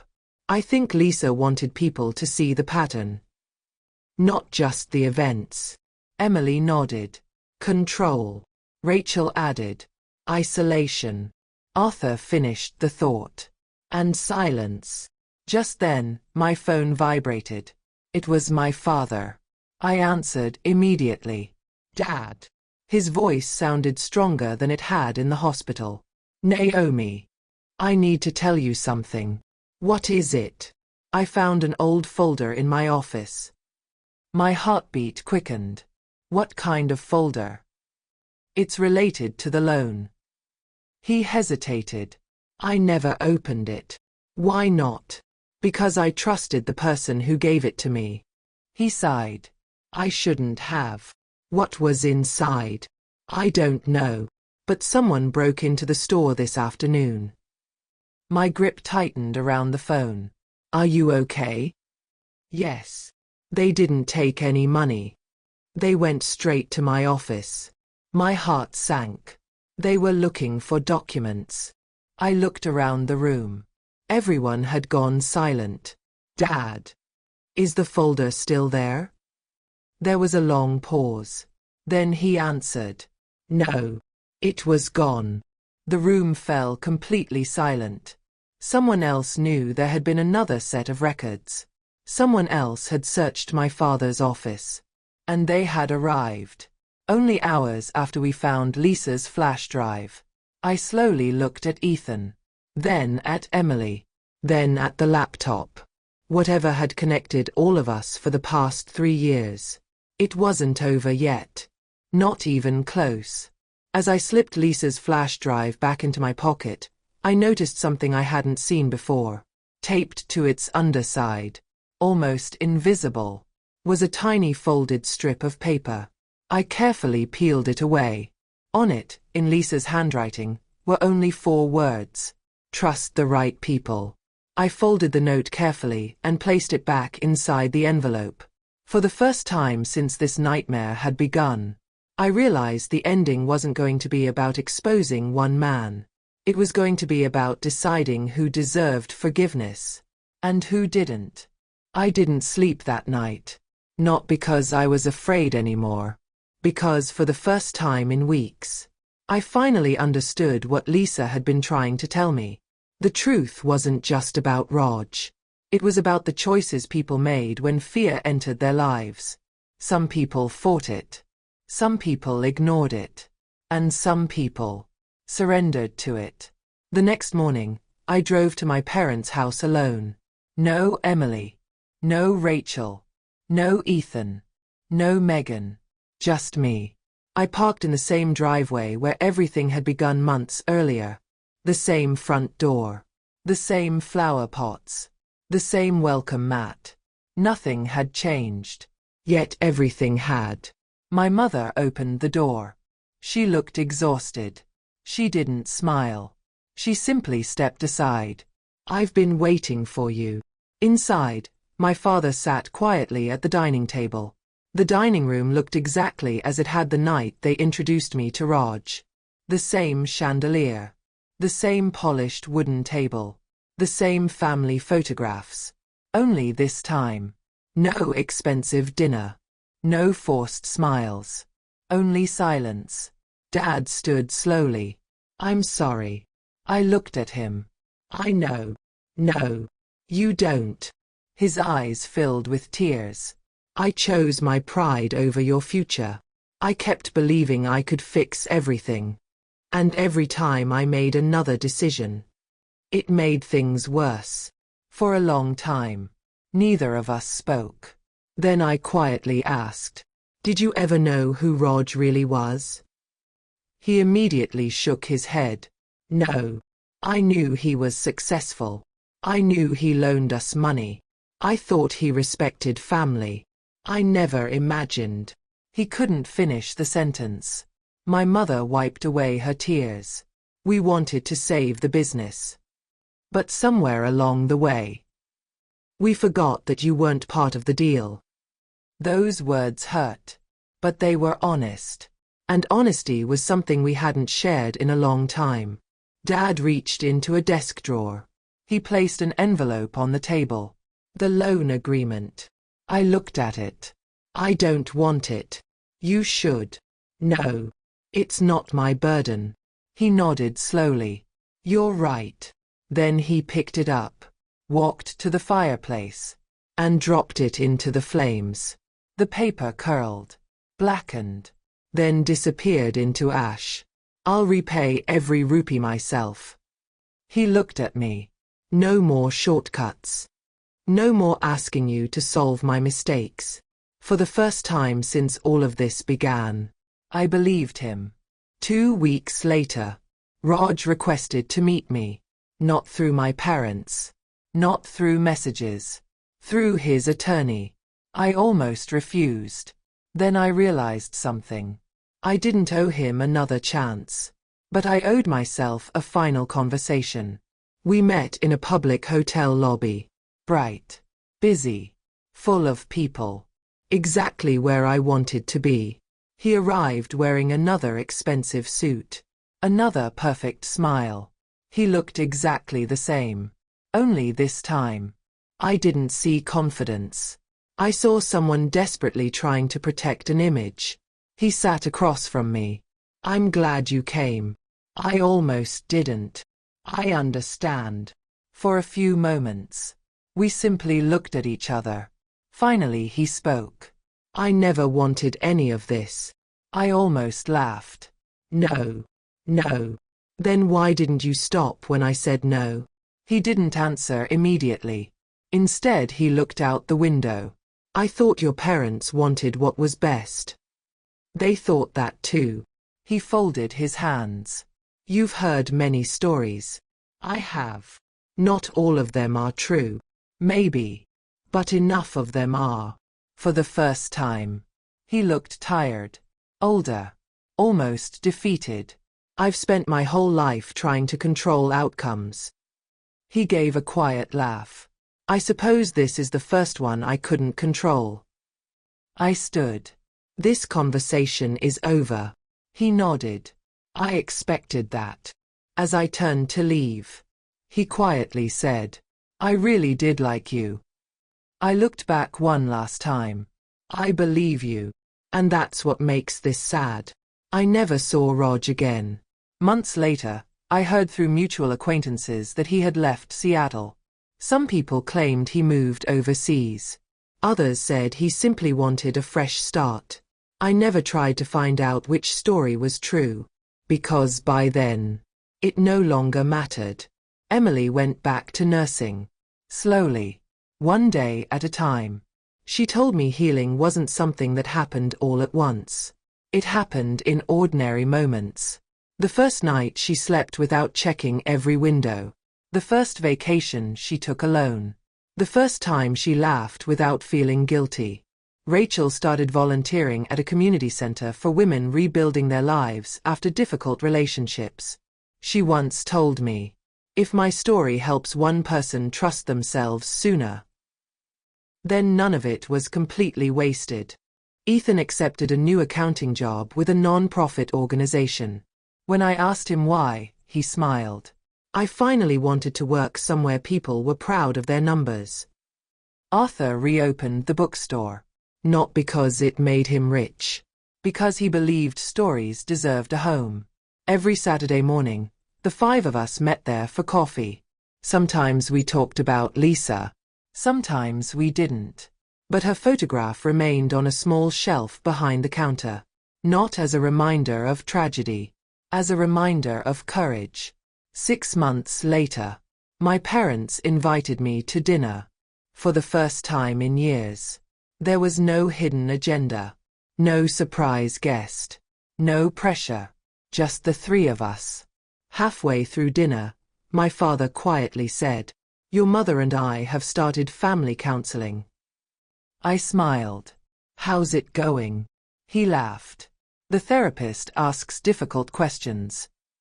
Mom reached across the table and squeezed my hand. "We're finally answering them." One spring afternoon, nearly a year after everything had happened, I hiked my favorite trail with Megan. The mountains were clear. The sky was bright. At the overlook, she looked at me and smiled. "You know." "What?" "You haven't looked over your shoulder once today." I stopped walking. She was right. I hadn't. Not once. 4 months, I had measured every stranger, every phone call, every knock at the door. Without realizing it, I'd been waiting for the next disaster. Standing there on the mountain, I finally understood something. Healing isn't the moment the fear disappears. It's the moment fear stops making your decisions. A few weeks later, Arthur called. "I have something for you." When I arrived at the bookstore, he handed me a small package. Inside was Lisa's silver compass necklace. "I think she would have wanted you to have it." I held it carefully. The tiny compass still worked, always pointing north. Arthur smiled. "Funny thing about compasses." "What?" "They don't tell you where to go. They only remind you where you are." I wore the necklace every day after that. Not because it belonged to Lisa, because it reminded me of the lesson she left behind. The people who truly love you never ask you to sacrifice yourself to make their lives easier. Real love doesn't demand silence. It doesn't require fear. It doesn't grow through control. It grows through honesty, through respect, through choice. 2 years later, I stood in the front row of a small bookstore. Not for a wedding. Not for a business deal. For a book launch. Emily had written a memoir about rebuilding your life after emotional control. Rachel had helped edit it. Arthur hosted the event. Megan designed the cover. Ethan managed the finances. Everyone had found a new beginning. When Emily thanked the audience, she looked directly at me. "Sometimes, the bravest thing you'll ever say is one simple word." I smiled, because I knew exactly which word she meant. No. Sometimes, one word doesn't end your story. It saves it. The end.